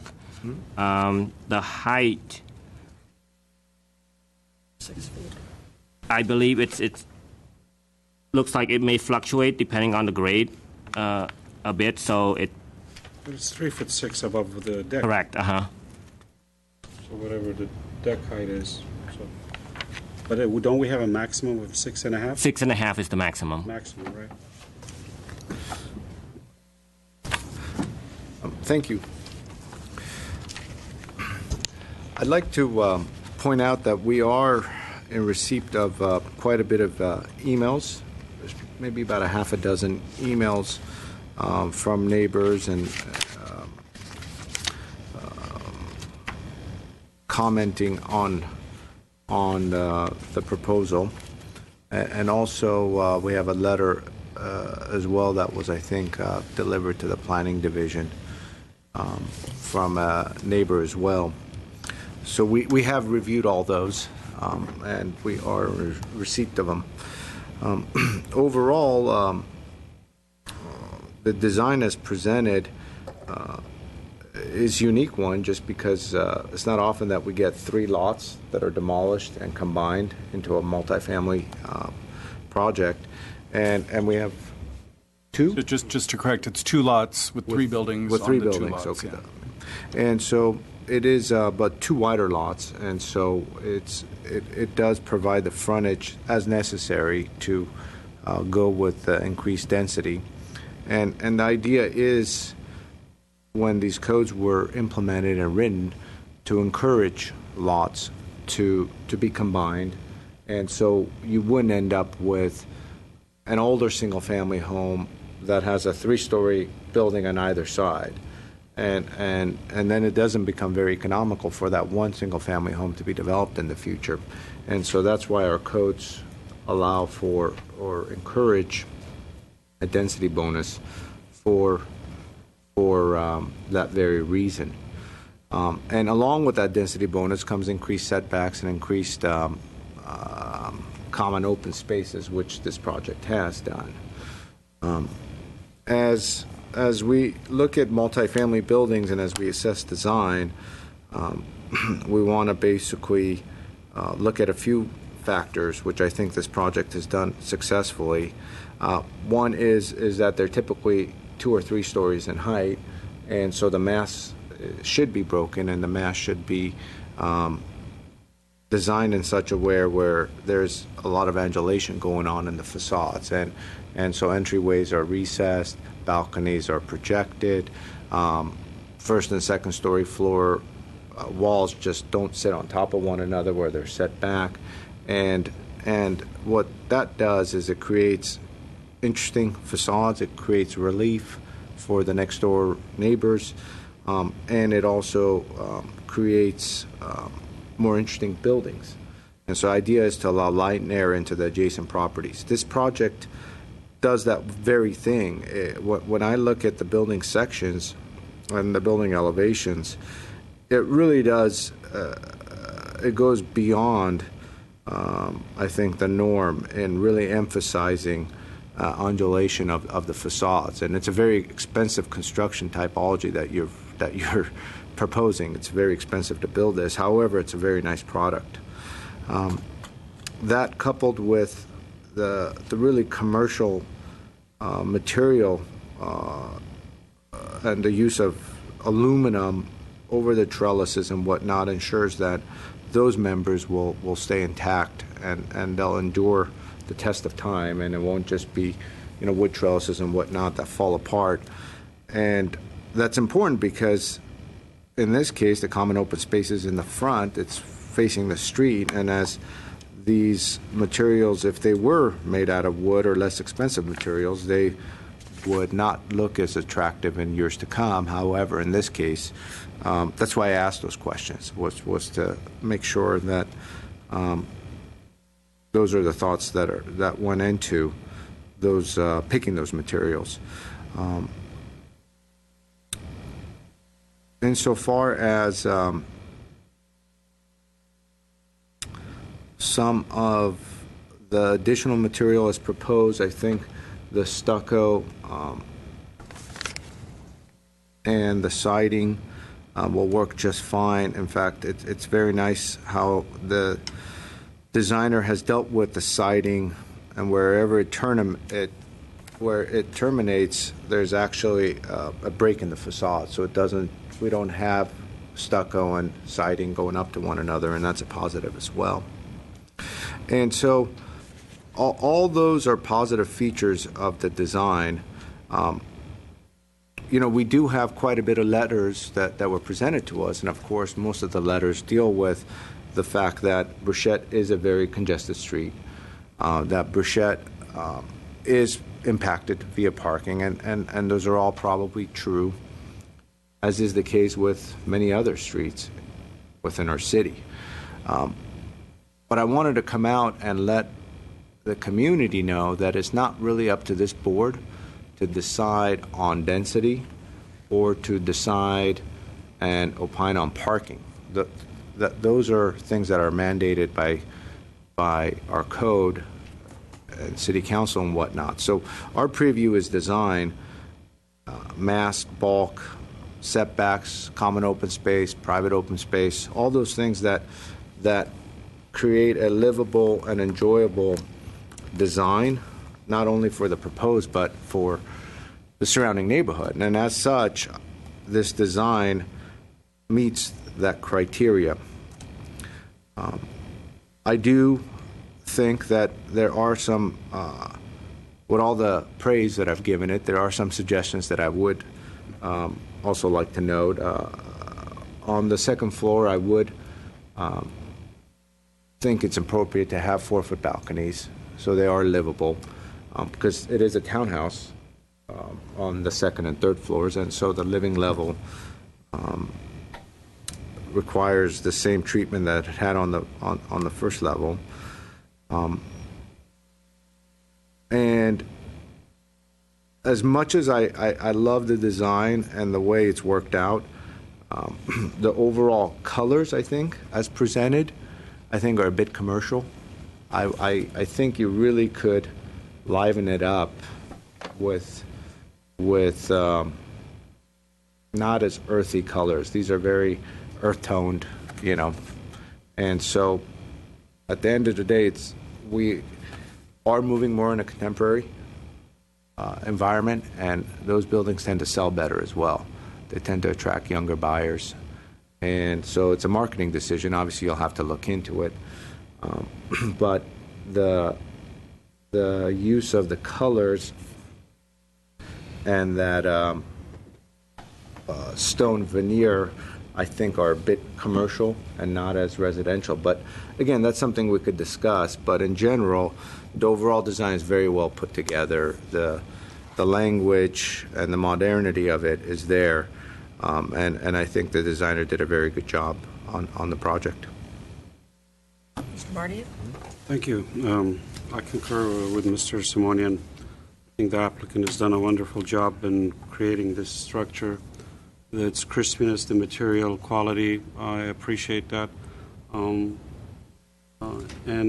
I do want to mention what Mr. Simonian said. Yeah, we've received these letters. Unfortunately, parking is not under our purview. We have to go with what the code requires. And that has to be addressed to a different body. But I do agree with all the comments, actually, Mr. Simonian, and he covered most of what I was going to say. Didn't leave me much room to say anything.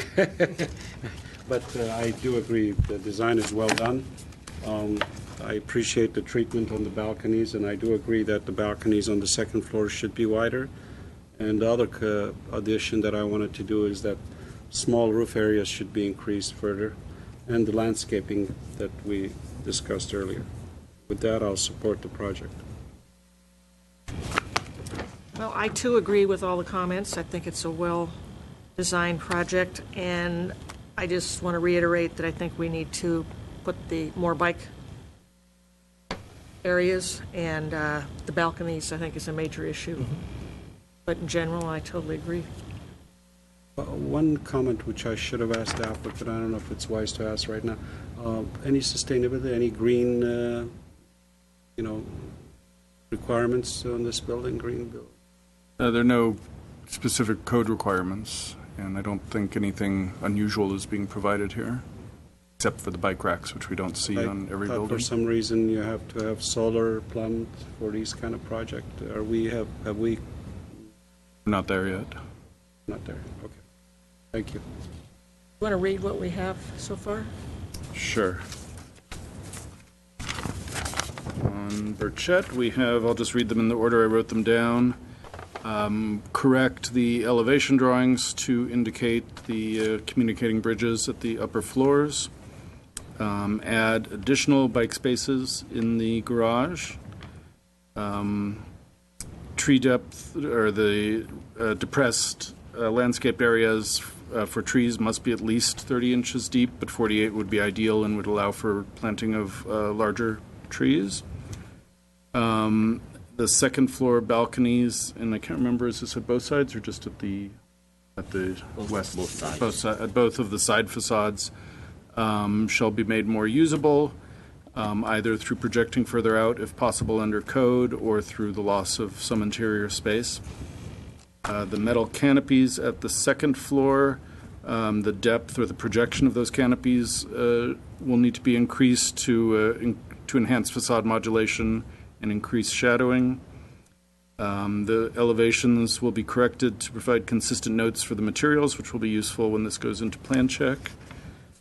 And we have the balconies. And I'm not sure if this is a condition or consideration at this point in terms of the color scheme, to enliven the color scheme or make it a less earth-toned scheme. Possibly also consider a material other than the stone cladding. Stone cladding is fine. Oh, okay. It just, I think it's a good marketing point you made.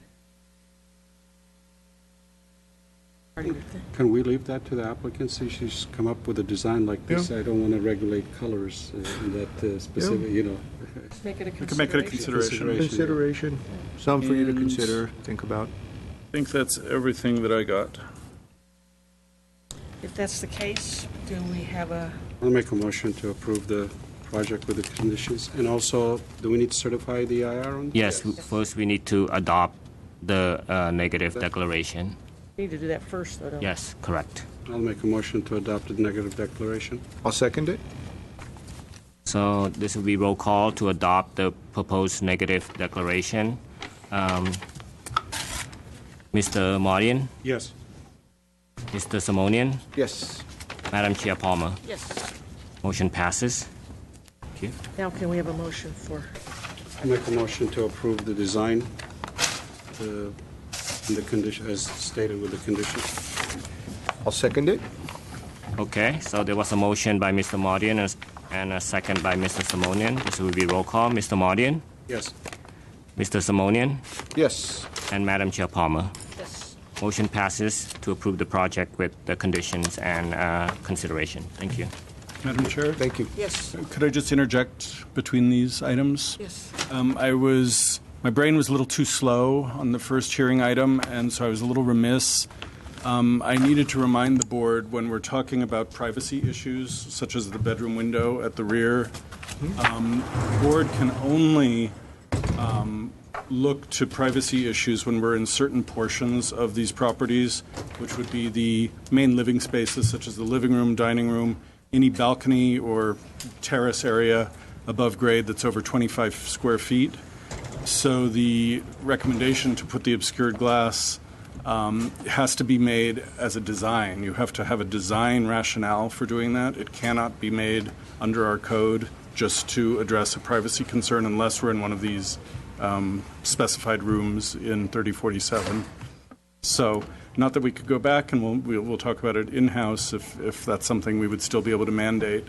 But it came up in another hearing item, and we discussed it, and I just have to remind the board that that's how the code is. So when you're trying to address privacy concerns from a neighbor, you may address it if you find that there's also a design rationale that will achieve the same goal but still enhance the design. The diminishing of the height, would that be acceptable? Diminishing of height is a design, yeah. Okay. I think the glass was taking it one step beyond where we're supposed to be. Not so much a question, a comment on that. There are instances, obviously, when a neighbor comes out, and if we as a board are able to provide an alternative, some sort of a compromise to alleviate appeals and to alleviate a harmonious discussion or a harmonious solution to a matter. Sometimes I think what we've done in the past is done exactly that. Is said, well, if it is opaque, you applicant, do you have an issue with that? And they'll say no. So you, property owner to the left or right, if it is opaque, would that help? And you get this nod, and they're really happy. And what you've done is created a harmonious solution. Now, what you were referring to is absolutely the case, right? And I think it's an important one for us to think about, and it's an important one for the public to realize as well when they come out, is how does view and privacy get treated? And City Council has had discussions about this very item, long-winded discussions. And so I just wanted to bring up that thing is I think... Personally, of course, I understand. We want to make peace and make everyone happy. I think it's just important to, when that's the impulse, to try to rein it in as a design-related recommendation. And I think that's the important issue. So. Yeah. Okay, our last project is PDR 1411270 at 830 Harrington Road. Oh, you're right there. That's it. It's a mic. This one. All right.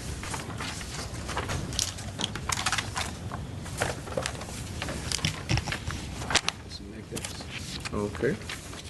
Okay, Madam Chair, board members, the last case on tonight's agenda is case number PDR-1411270. The project address is 830 Harrington Road. The project entails the construction of a new 3,440 square foot, two-story residence with an attached two-car garage on a vacant 9,470 square foot hillside lot, zoned R1R, single-family residential zone on restricted lots. Project site is an odd-shaped lot located mid-block on the south side of Harrington Road.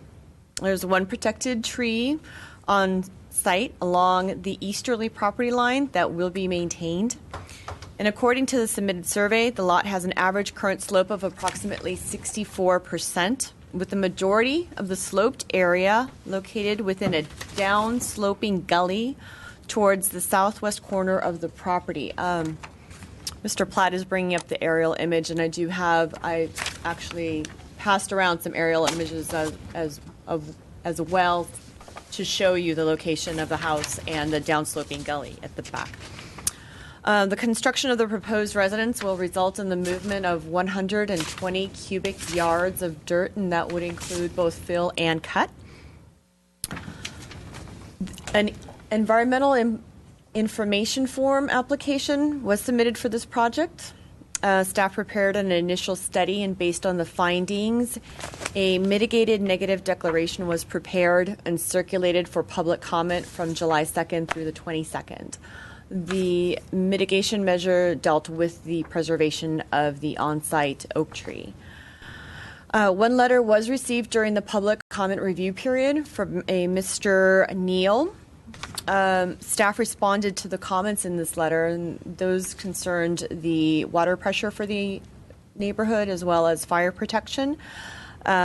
Those comments were addressed, like I said, in the final mitigated negative declaration, and that final mitigated negative declaration was presented to you for consideration at tonight's meeting.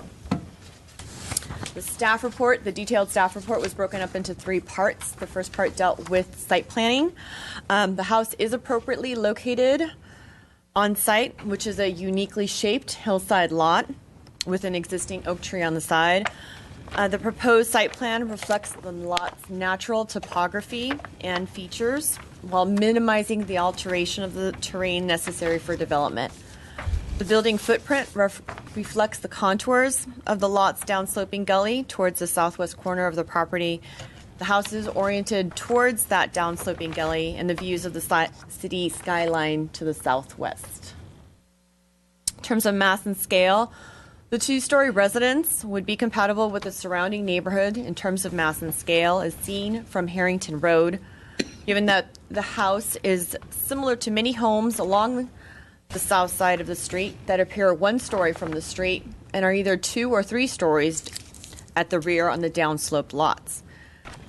Meanwhile, the proposed flat roofs help reduce any bulk or perceived massing of the project from the properties to the north along Harrington Road. The building footprint carefully conforms to the topography of the site, and the lower floor is pushed back into the hillside, minimizing its exposure and sense of mass. While the facades downhill facing southwest have a stacked arrangement rather than a terraced appearance, staff believes this is appropriate because of the strong architectural design and the careful placement on a difficult site. The last focus of the staff report dealt on the design and detailing. The proposed house is designed in a contemporary style in a neighborhood that features somewhat of an eclectic mix of architectural styles. The house would be constructed of smooth finish, poured-in-place concrete and split-face concrete block walls, and would feature composite wood panels, aluminum-framed windows, anodized aluminum garage door and door frames, wood front door, and clear-tempered glass panel railings. The flat roof and the exposed concrete floors that project outwards from the balconies provide a horizontal emphasis along the elevations facing the rear, while the elongated clerestory windows somewhat echo the horizontality of the east and north elevations. An angled composite wood panel and poured-in-place concrete accent wall helps offset the rectilinear geometry of the residence. These architectural details and materials reinforce the contemporary style and the sculptural composition of the residence. Staff recommends that the board adopt the final mitigated negative declaration and approve the project with one condition, and that condition would be that if operable windows are proposed for the rear elevations, the windows shall be designed to be visually congruent with the approved glass panel walls and shall be reviewed for consistency by the Urban Design Studio staff prior to permit submittal and issuance. That concludes staff's brief overview of the staff report. I'm available to answer any questions you may have. You have any questions? I had a question under your staff report. It says the front setback is 18, but I see on the plan 15. Is that a typo? On page 2? On the staff report, page 2.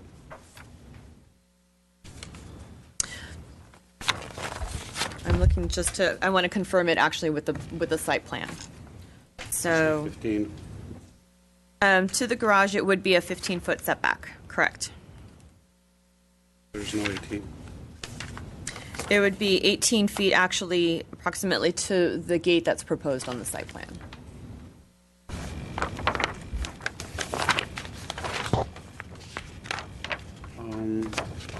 Can you clarify for me also A3.1A, the east, the balconies are different than A3.1?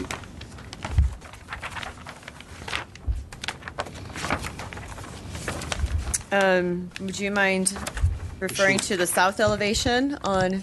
It's south elevation or the east elevation sheet. You see on the east elevation how the balconies are? If we go back to following or the sheet prior to that. Oh, that looks like the balconies project a little bit more than the colored elevation. We should check with the architect to see which Correct. is accurate.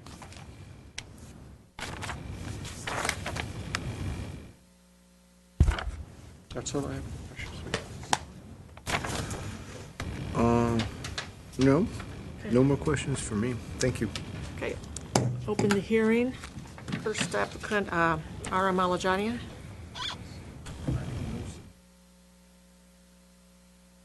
Oh, here's the pointer.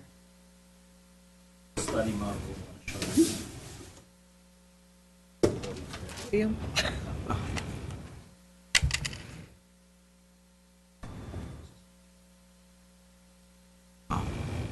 I think we should do this for a lot of, It would really help. especially that one we had. Question is, where do we put them? Yeah. Should we have this board over there, or? Oh, if you like, we can I'm go. jealous. How come I don't get a colored one? You didn't hear? May I? Good afternoon, board members. I'm Aram Alajajian, the project architect. For the record, my address is 320 Arden, City of Glendale, California. The proposed project, you see it on the board, as Billy has described, it's proposed to have 3,440 square feet of a total square footage area in 2 levels. It was a challenging site due to the slope of the property. And the way it's designed, basically, we will come in from the Harrington Road, and with the slope driveway, we will drive down to the porte-cochere area. We turn the garage, parking garages, which would be sitting from the main level, entry level, like about 3 feet above, would be facing towards that driveway over there. If I may approach the board, Yes. maybe I can show you on the plan. We don't have our pointer, so. Yes, we do. We do. It was located. Sorry. Thank you. So I'll start here. So the driveway leads you down to the front entry, porte-cochere area, and the garage doors are not facing the Harrington Way. Well, most of the, old projects that were done in 80s and 90s, you see the garage doors are facing to the street. This way, we're allowing the cars to come in here and back up and then back to the street, not, backing up or parking in this area. And basically, the main floor would be situated lower, like 4 or 5 steps lower than the parking garage. That allows the building to step down furthermore, closer to the lower point here. With an entry, we have a glass forms in here.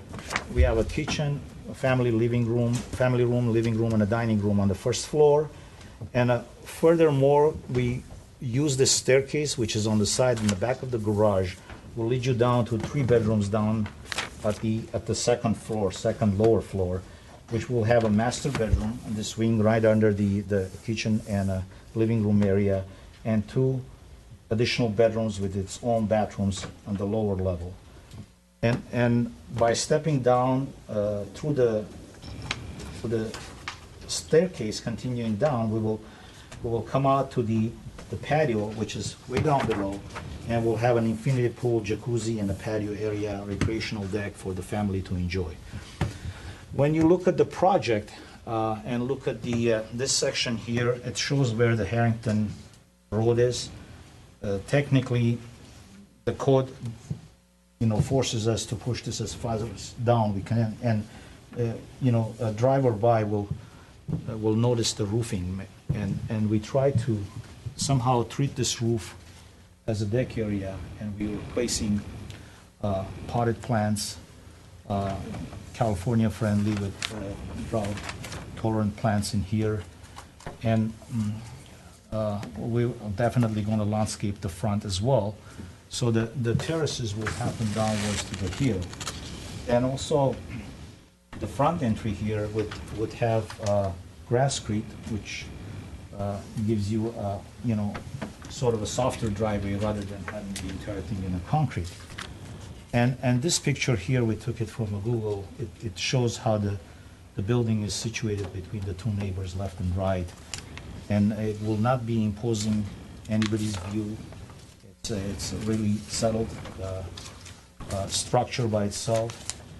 There's a few unique things about this structure. The way we plan to build this thing, it would be made of concrete. So it will be put in place concrete. We're using 3 basic elements, materials here: concrete, wood, and glass. So the wood cladding, which you see it on mainly on the view side, which would be sort of a concrete box, opens up and becomes wood elements. So wood paneling would be right here. We're thinking it's either a composite wood or it would be a Brazilian ipe used up here. All the railings are glass railing, and as I said, the building is put in place concrete.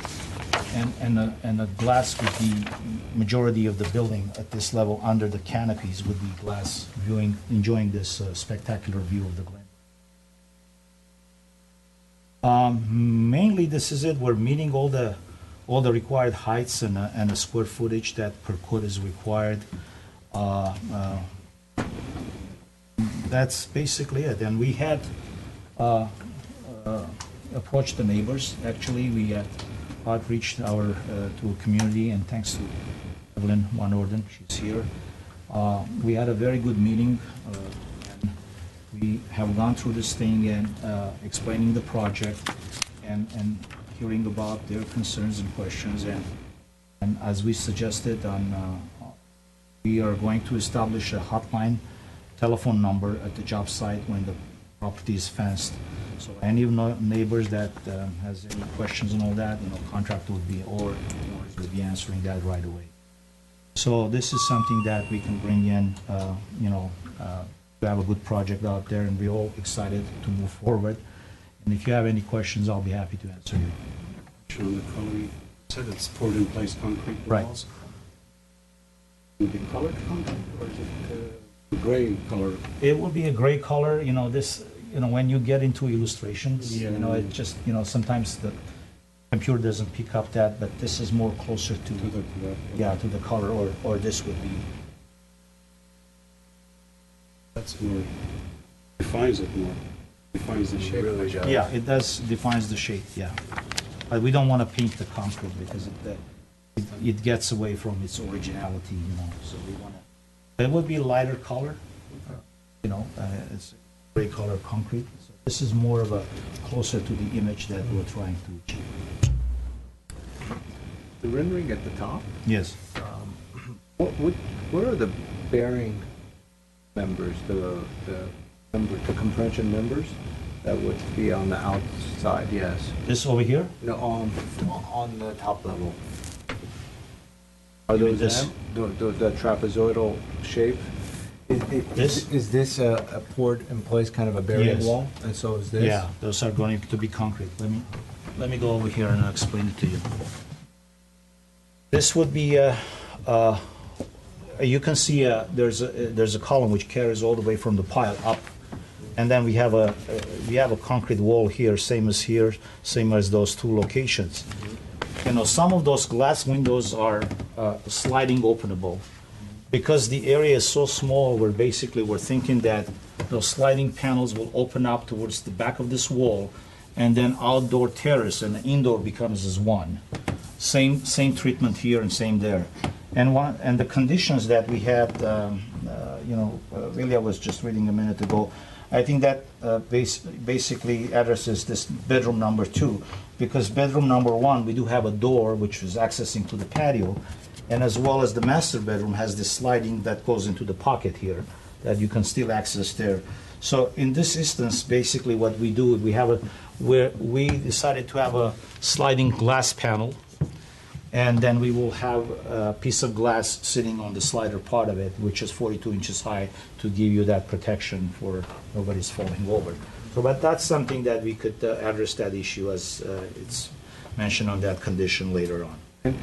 And the main staircase that takes you down to the pool area, Yes. is it going down 2 flights of steps to get down to the pool area, or 1 flight of steps? Well, from this the goes bedroom? down 1 step, and then there's one more flight goes down to this level. You basically continue this down. So yeah, you're going down really 2 floors, 20 feet. Yeah. From the bedroom level to get down. I was trying to orient myself. Yeah. And then and then the pool plan, so can you walk us out? Okay, I see. And then what is the finished grade area of the pool deck over there? Okay. Can't see it. So the pool deck is at 167 finish elevation here, the deck elevation here, which would be this elevation there, 167. And technically my bedroom level is 182. So that's 15 feet difference. So it's a story and a half that you need to go down to get into a basement level. Almost would make sense to have. Is there a shower area or a bathroom area down there? In here? No. Can you put it next to the stairs someplace? Well, Might that's make in the sense. future, you know, we're yeah, maybe, Might make sense. yeah. I don't know if that considers to be an area. Lily's shaking her head, saying no, don't put it there. You know, the natural color of concrete is beautiful. Right. And there's also something to be said, though, about the rendering with that ivory color, which could be done with staining the concrete. You order it already with the color mixed in there. And so when it poured and it settles, it literally has that color. Yeah, you can have a color concrete. You could have a color concrete. I think we submitted the sample material board, Vilya, is that there or? Which in itself, I think, is such a beautiful, the shape is beautiful. We'll get to that in a little bit, but what I'm trying to get at is the color. The only hesitation I have with that is you're going to have maybe 20 truckloads of concrete coming to the side. And it's hard to get that same consistency unless they're really careful at the plant. Because then you end up with your That's 4 something lines. that we have to watch with the contractor, make sure that the pouring is done timely and the Timely testing and- is done timely as well. Correct. And Because the the way pour we lines envision are- this to be built, you know, it's not a regular type 5 construction. This is, you know, speaking about it, this is type 1 construction, which is, if you look at through the fire codes and all that, this is much more fire resistive. And on top of that, it's going to be sprinklered and so forth. So this really gives you that extra cushion But you're right, it needs to be poured properly on a timely basis, so it wouldn't change the color. Because the essence of this building is that concrete. Right. You know, That's and the beauty of it. The roof deck, the brown pieces, yeah. is that some sort of a decking material? Yeah, we're thinking like, this would be like a river rock or a River gravel, rock, or a roof gravel. And then this would be like a patio decking, you know, for the maintenance purposes, basically.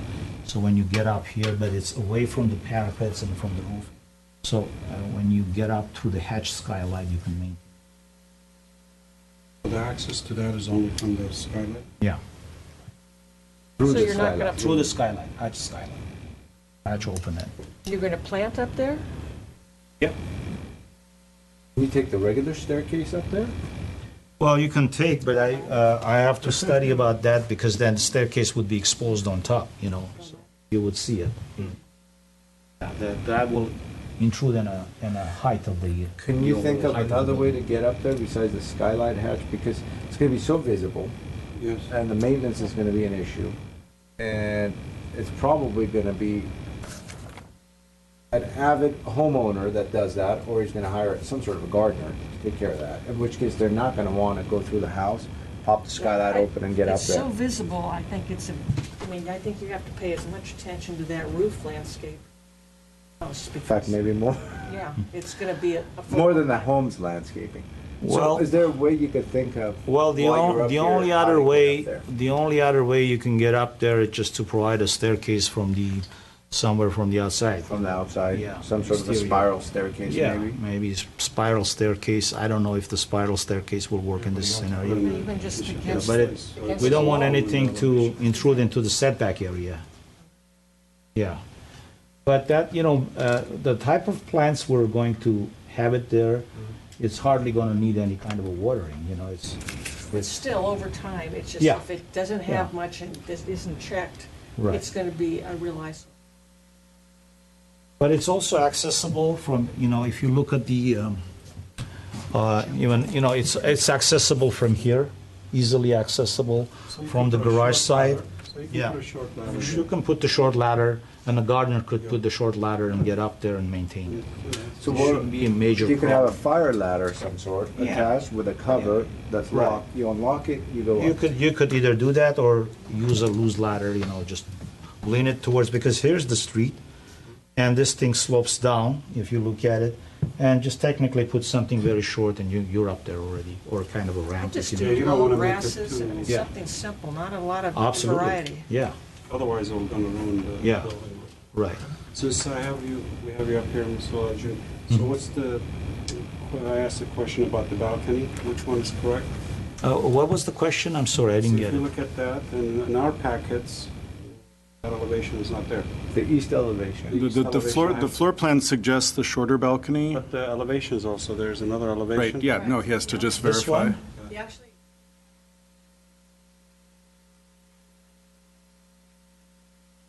A31 and 31A. Yeah.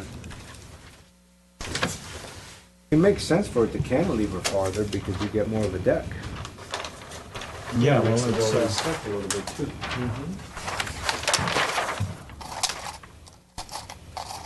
this wing is a little bit longer because we're basically taking this wall in an angle. That's why this looks bigger, but if you bring it This down. elevation shows different, that's why. Oh, it does? Yeah. It's just Floor plan is slightly. different. Oh, slightly projected out, yeah, that's, if this dimension is the same, it should be the same. This would be Yeah. the difference right here Oh, I versus see. the difference there. Yeah, there's a- Yeah, well, this is supposed to be the same line, so I think, yeah, but that one is, this one? yeah, that one is much more projection. You have a bigger cantilever. Bigger cantilever. Look at notice the bottom of the cantilever? How you have the brown area there, or the, This? yes, it's a little different. Draw your line down from the point at the roof, and you'll Yeah. see the projection is a lot greater. All right, we will be looking at that, you know, so this Does is, the- actually, this is the area we're talking about, those two areas, right? Does the board have a preference one way or the other, or we just want to get consistency on the drawings? More of a cantilever would look better. The colored elevation, I think, is Okay, lower. we can go with that, you know, with concrete, you can You can go cantilever, yeah. 14 feet. Yeah. Your, this structure over here, are you going to, is it a two-way poured slab, or are you actually putting in metal beams and then pouring concrete around it? No, I believe this is going to be two-way poured slab. Okay. Yeah. So when we rise up from the piles, basically in the grade beams and all that, so then it's going to be poured all the way up with a two-way slab. And but the wood elements would be clad on top of the concrete. So what we do, we run a metal channels, and then we horizontally we clad the wood. There's, you know, also some breathing room between the wood and the concrete itself, so to protect the wood from the moisture and so forth. Where are your AC units? It would be set on. It would be right here, the mechanical area. Underneath the house? Yeah. Underneath the house. It's Okay. like the, when you look at the slope area here. Yeah, the crawl area? Yeah, right there. Is it vented? Yeah. The condenser is going to go there too, or the condenser's got? Well, we haven't talked to mechanical engineer yet. Perhaps it will. Yeah, we will find a good Because thing I for don't, that. we have to be. Yeah. No, nothing goes on a rooftop if that's your concern. Yeah. It's going to go down there. Right. You're going to need to create some nice openings Sure. to get the air in there for the condenser. Ventilation and all that. So that's why we're introducing this horizontals there, and as well as on the lower level we have some, vertical and horizontal, Those are just score lines in the concrete. Yeah. Okay. There will be score lines and then pins, locations there, Snap on. snap-off places, yeah. The other thing, I see a To chimney there, support the but boarding before you pour it. can just correct the plan. The chimney's locations, it's shown there, but it's not shown. Yeah, well, actually, yeah. That's right, chimney would be showing up a little bit. The other elevation, and so. Well, in this scenario, we have concrete element that comes up here and it's backs down, and then we have a slanted wall from this angle. It moves back to the pivot entry door, and this piece is a clear glass that you could technically view from this corner from the main landing out. So that's the element, and the chimney will go, like maybe about 7 to 8 feet beyond the front, so it will, technically it had to show up here, that 2 feet above it. The thing I noticed on the plan, please correct me if I'm wrong, is the main entry door swings out? I It read could that. swing, yeah, it could swing out and it could swing in too. Oh, it's a pivot door? It's a pivot door. Can you make that landing or that entry a little wider? It seems awfully tight. Well, there's plenty here. There's about, this is a 4 feet door, and we're planning to get basically we'll swing outside. If you look at the plans, Yeah, but that landing after the stairs is like 3 feet? Is that pretty much? well, if it swings outside, then you're okay because you got 3 feet in there, But I mean, Yeah. there is room to make it, it'll be better for it. The other thing that when you're going down all the way, earlier Mr. Simonian mentioned the access to downstairs. That's awfully a tight door to get out. This one here? Yeah, to get out to that level. This is awfully tight in here. Oh, you mean this opening here? Yeah. Yeah. We'll take a look at that. I think this is, we're projecting like 3 feet right now. We can make it. It's very tight there, so I mean, It's basically an you've done opening. Such a nice job on the structure. Yes, the door is back here, privacy door. This is, technically, it's an opening, like an arcade. You just walk into this area. Any other questions? Nope. Thank you. Thank you. Several other cards here. Anthony Burrell.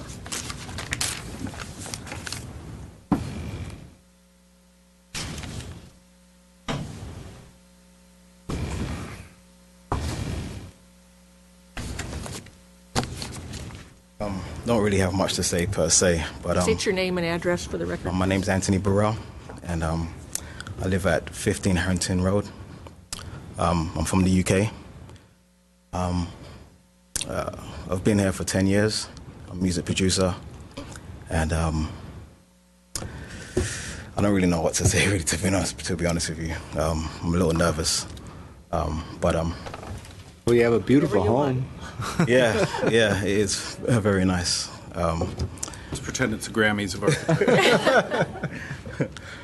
But yeah, we've been there for a very long time. You know, we've gone through a lot of trials and tribulations as a family, and to be honest with you, I just want to say to my family, I'm very proud of you all. You know, for putting up with me and believing in me. You know, and You're not in a No, we do have a not in Grammy. therapy session here, are you? but yeah, I'm just hoping that we can get it approved, and hopefully we can build our new home. Okay, thank you very much. Thank you. Evelyn Van Orden? That was funny. Good evening, Madam Chairperson, Design Review Board, City staff. I'm here to support the project at 830 Harrington Road. I live directly across the street from the property.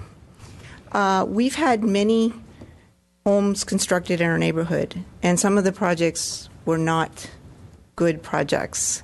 In this case, this is the first time we've had an opportunity to meet the owners of the property and the architect before construction.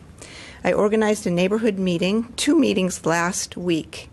One was just neighbors to inform them of the project, and the other one was with Ms. Zematitis' help, contacted the architect and the homeowner or the property owners and organized a meeting with them also, with the neighbors. And I speak for many neighbors who are not here tonight to support the project because we feel it will be an asset to our neighborhood.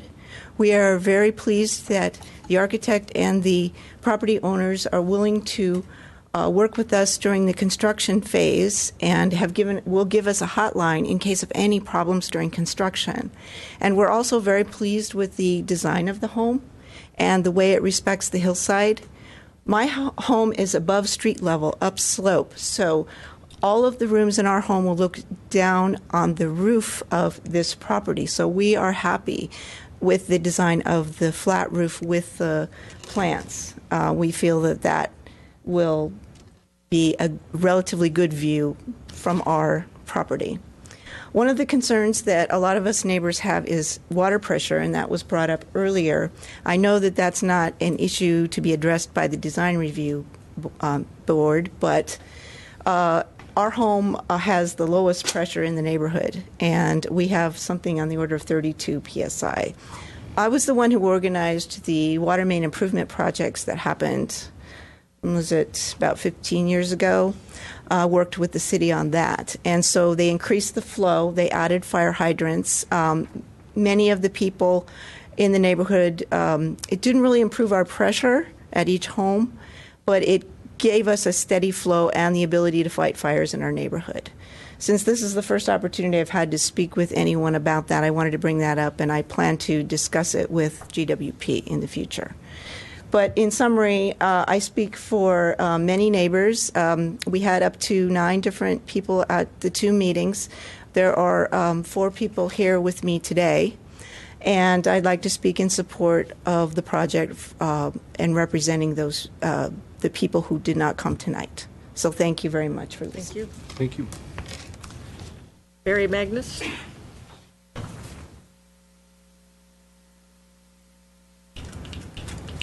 I am Barry Magnus, 650 Bolick Road, and I'm here to support this project. It's first of all of us that live in this neighborhood always love open spaces, and we cherish that part. But this design has just like outdone itself to give us that same freedom of taking an empty lot and still being an open space. The design is great, and I commend the architect on bringing more modernism into the city of Glendale, because we really need it. And we're in a neighborhood where it's eclectic enough, where we have 60s houses that are modern, we have 70s houses that are tried to be contemporary, and 80s houses. Well, we don't know about those part, but this is a good direction that the city take. And I just wanted to be very supportive of this project. Thanks. Thank you. I don't suppose the architect wants to rebut that. Don't tempt him. Well, once again, I wanted to thank all the neighbors, and I wanted to especially thank Mr. Burrell for giving us the opportunity. It was a challenging project, but I think it will treat this hillside very well. And we do agree with the condition, and we're looking forward to work with the city to make this project a success. Thank you. Thank you. We close the public session. Mr. Marty, Me again, all right. go back. Well, I want to first thank the applicant and the neighbors for working together on this project. When I first visited the site, and I looked, wow, what a beautiful view. And, first I want to, credit the applicant for, and the homeowner also, for doing this kind of site planning and orientation on the building.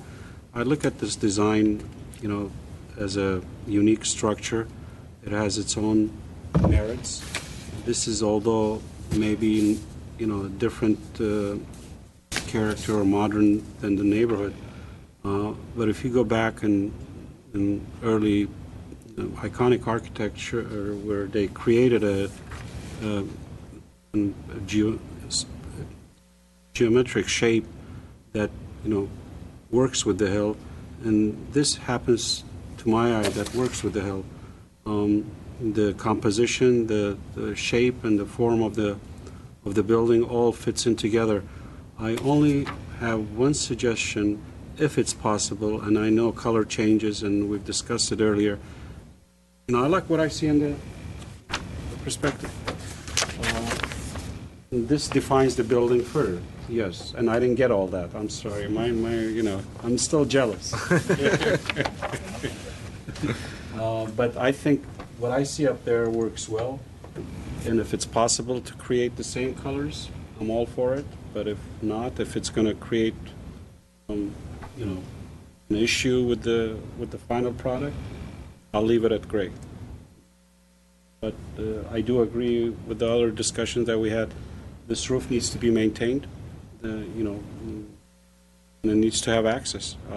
And I don't think the hatch is the wisest way to approach it. But other than that, I'm ready to support the project when the time comes. Mr. Simonian? I agree. This is such a refreshing project. We do often get modern designs, but this is a very creative sculptural design, and you could tell a lot of effort has gone into making it work. It's difficult to just. It's easy just to come up with a conceptual design and say, here it is, But once you start to contour it into a site, once you start to nestle it into the site, once you start to adapt the City of Glendale hillside codes to it, the level of complexity exponentially rises. And on top of that, to still maintain your sculptural, architectural feel and look is commendable. So job well done. It's well designed. I agree with Mr. Marty, and as I had indicated before, if there's any which way to get that ivory look on your concrete, it with that Ipe, it will be so stunning. It'll be just so different. It'll be just so unique. But those are some challenges to deal with, and so we'll leave that certainly up to you. I also strongly agree. I brought up the point about the access to the roof. I think the neighbors are all supportive of the project. They like the green roof. The green roof is a wonderful concept. It's going to really save you a lot of utility bills. By the way, it's going to lower your utility costs quite a bit. But they are basically something on top of the roof, and so they need to be maintained, and as such, access, I think, is very important. And I would really encourage you to come up with some sort of a bridge of some sort, something that's easy to get up there and take materials up there and materials back down. So it always continues to be as beautiful as the first day. Because when it's difficult to get up there, people tend not to go up there. But this is something I think that you could work out. And overall, I think if it's built the way it's designed, it truly will be one of the most unique homes in Glendale. Well, Mr. Balajanian has been coming in front of me and the board for like 20 years, and this is by far your best project. I just wanted to say that. I do think the roof is going to be a real critical issue as far as planting. I've looked at the landscape plan, and I think you might want to revise it to enhance the architecture. It doesn't do that at this point. And that area above, like on the southern elevation, on the wall underneath the 2 stories, doesn't have any landscaping, and your elevation drawing has that, and I think you need to have some softening in that area. But other than the roof access, I think I can totally support this project. Job well done. Don't let it go to your head. We expect better next time. Oh, no. Should we put this in the good file? This goes in the And good is Can we this, create yeah, an is this in the good excellent file? This goes in the good file. If there is an excellent file, I'd put We it in can there. start one. Yeah. Okay. So do we have any comments? I actually have a clarification. Forgive me, Madam Chair. You mentioned that the landscape plan on the roof deck should be reviewed, but you mentioned there was a point where you discussed the landscaping on the second level, and that's No, on which on the elevation? Pool deck level. On the pool deck level. Right here. There's, the plan I doesn't see. show any landscape in there, and I think that needs to have some softening. No, those are Cirrus. Too big. Is that right? Would you like me to do this, Mr. Platt, or would you? He's had a very long day. I'll take a stab at it, although I'm sure I'm not going to be as good as he is. We're going to maintain the first condition then that staff suggested in regards to the operable windows, as noted in the staff report. A condition was mentioned to ensure that there will be appropriate access to the rooftop for maintenance purposes. Okay, we'll sort of leave it open-ended so that way we can work with them to see what's the best solution. That the balcony projections on the east facade should reflect the submitted colored elevations in terms of the projections themselves. And then the landscape plans should be reviewed, such as for the rooftop decks and the softening of the landscaping between the pool deck and the building structure. Also, did you mention the color of the concrete? Oh, and the color of the concrete. Now, Which I heard as a consideration. I heard it was a consideration as well. So Okay.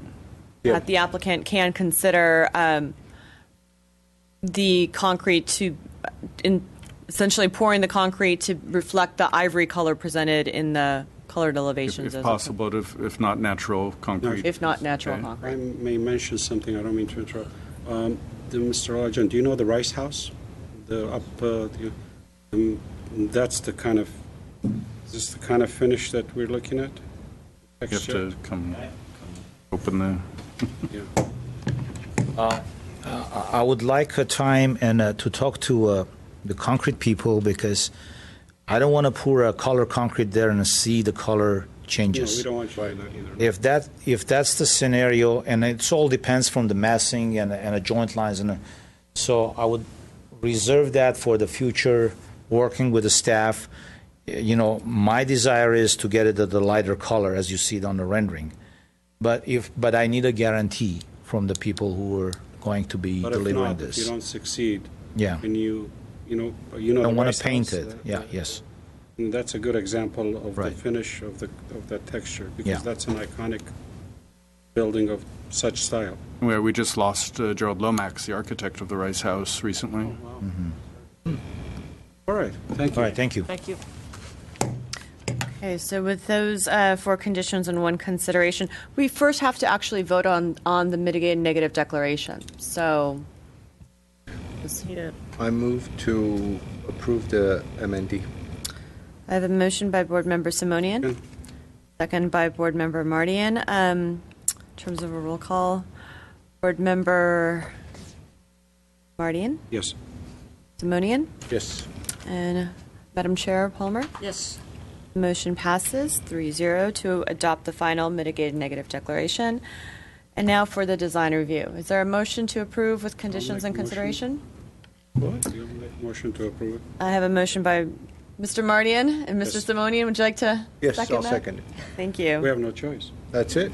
Unless you'd like to Unless- pass the gavel at one point. So in terms of a roll call, Board Member Mardian? Yes. Board Member Simonian? Yes. And Madam Chair Palmer? Yes. Motion passes unanimously to approve with condition and consideration. Okay. Great. We have minutes. We do have one set of minutes. Thank you.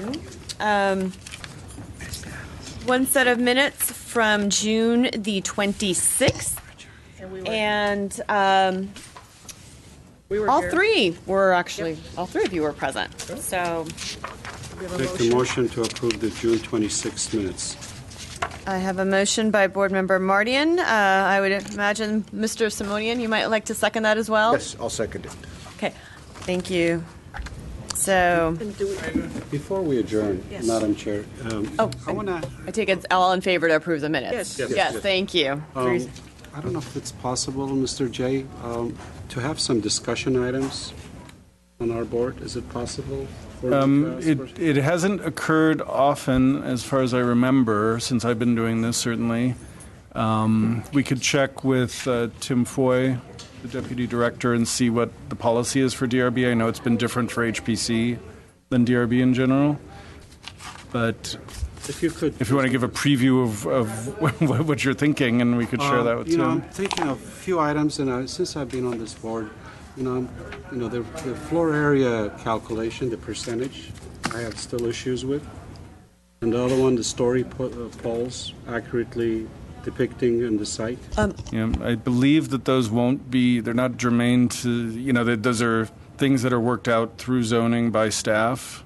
And if you have concerns, we could talk about them offline maybe I want to and make sure we that. do it legally. I mean, agendize if the board concurs. The other item that I had is, the certainty of a second-story addition in these existing one-story neighborhoods. I'd really like to discuss that. The certainty? I mean, because the code allows us to do second-story additions, but we have neighborhoods that come here against those two-story structures. And also, when it's one-story neighborhood, I looked at the design guidelines. It talks about mass and scale. It doesn't really, it just says how you can fit a building within those two structures. I just wanted to get it so I can be more satisfied when I make a decision. Right. May I make a suggestion on that? That very topic was discussed quite extensively at a city council level. Okay. This was maybe 5-6 years ago or something or another. And so there was this, a lot of discussion was done about the compatibility and how second story should be done and how that would fit in. And so I would suggest those might be good tapes to review. Maybe staff could get back to the group or Mr. Mardian on those exact dates when those discussions occurred. Because I think a lot of that has been discussed on the council level. Which is the appropriate place to discuss those things in terms of if a project meets the zoning code, which it always does before it comes to you, or it's gone through the variance process and then comes to you, it's not really in the board's purview to question the zoning unless you see an egregious error, which is usually a typo on drawings rather than something being approved that shouldn't be. But if that did happen, of course, drawing it to everyone's attention would be appropriate. What we can do is certainly, I think, Board Member Simonian's concept of finding dates when these things have been discussed, and you think 6 years ago? We can, I'm just thinking on, maybe hard to track single-family, down. flat existing neighborhoods, like this case that we reviewed. I think that's the hard work that the board needs to do, and we base that on the quality of the design, hear from neighbors in a public setting, and ultimately it's the board's work to kind of make those decisions. At staff level, it's harder for us to say, no to a second story. So we work with people to get the design to as good a place as we possibly can, which sometimes is good and sometimes we're not as pleased with it. But we aren't in a position to tell an applicant, no, you can't build a second story. What we'll usually do is say, you're going to have a very difficult time with this piering, and we think the community is going to be concerned, and we think the board's going to be concerned. That's where we share our experience with the applicants.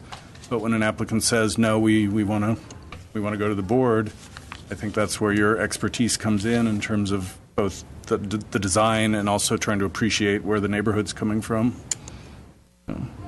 I also think with projects like the one we just had at last and the first one, we have a model. It helps the neighborhood understand it as well as us to understand it. So I like that first one. I would have liked to have seen a model with the adjacent houses. We might have had less opposition, maybe not. We could definitely recommend that when we think there may be Not every issues. place, but Yeah, we have a model in our submittal requirements as an option, and I think we do that specifically because models are so expensive. And also with 3D rendering today, I know a model is still different than a 3D rendering, but that wasn't available years ago when everyone did do But models. like the rendering on this first project, it really didn't depict that whole side. No, I understand. And we could certainly recommend it for, especially I think for hillside settings where you're really trying to understand the topography, or if we think we're not getting quality in the drawings. The question being, will we get the quality in the model? No, I understand that. Well, this was a. I'm just saying this was. This is minimal, but it was good, But again, find out if we could discuss any items just in the future. Sure, and I'll raise that as a general question and then raise the specific things that you've mentioned, and we'll get back to you next time. Thanks. We're adjourned. Ready to Is a motion adjourned? Yeah.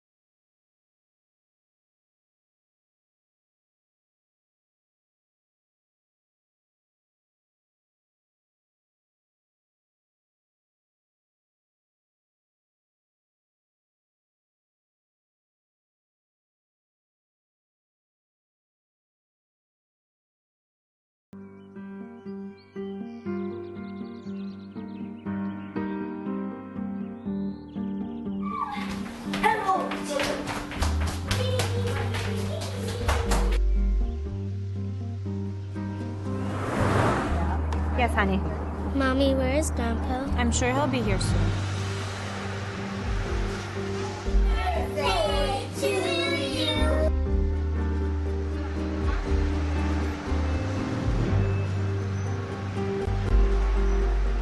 Time to blow out the candles. But Grandpa's not here. He'll be here soon. Let's go ahead and blow out the candles.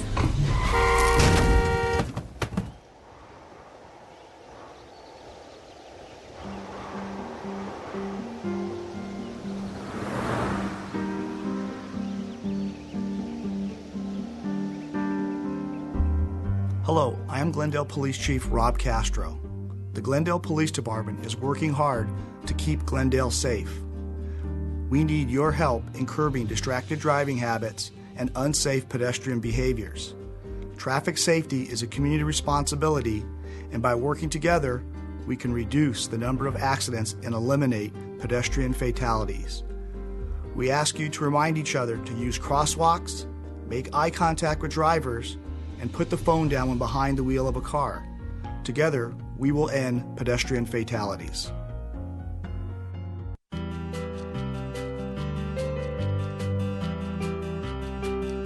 The Glendale Police Department invites you and your neighbors to take part in National Night Out on Tuesday, August 5th.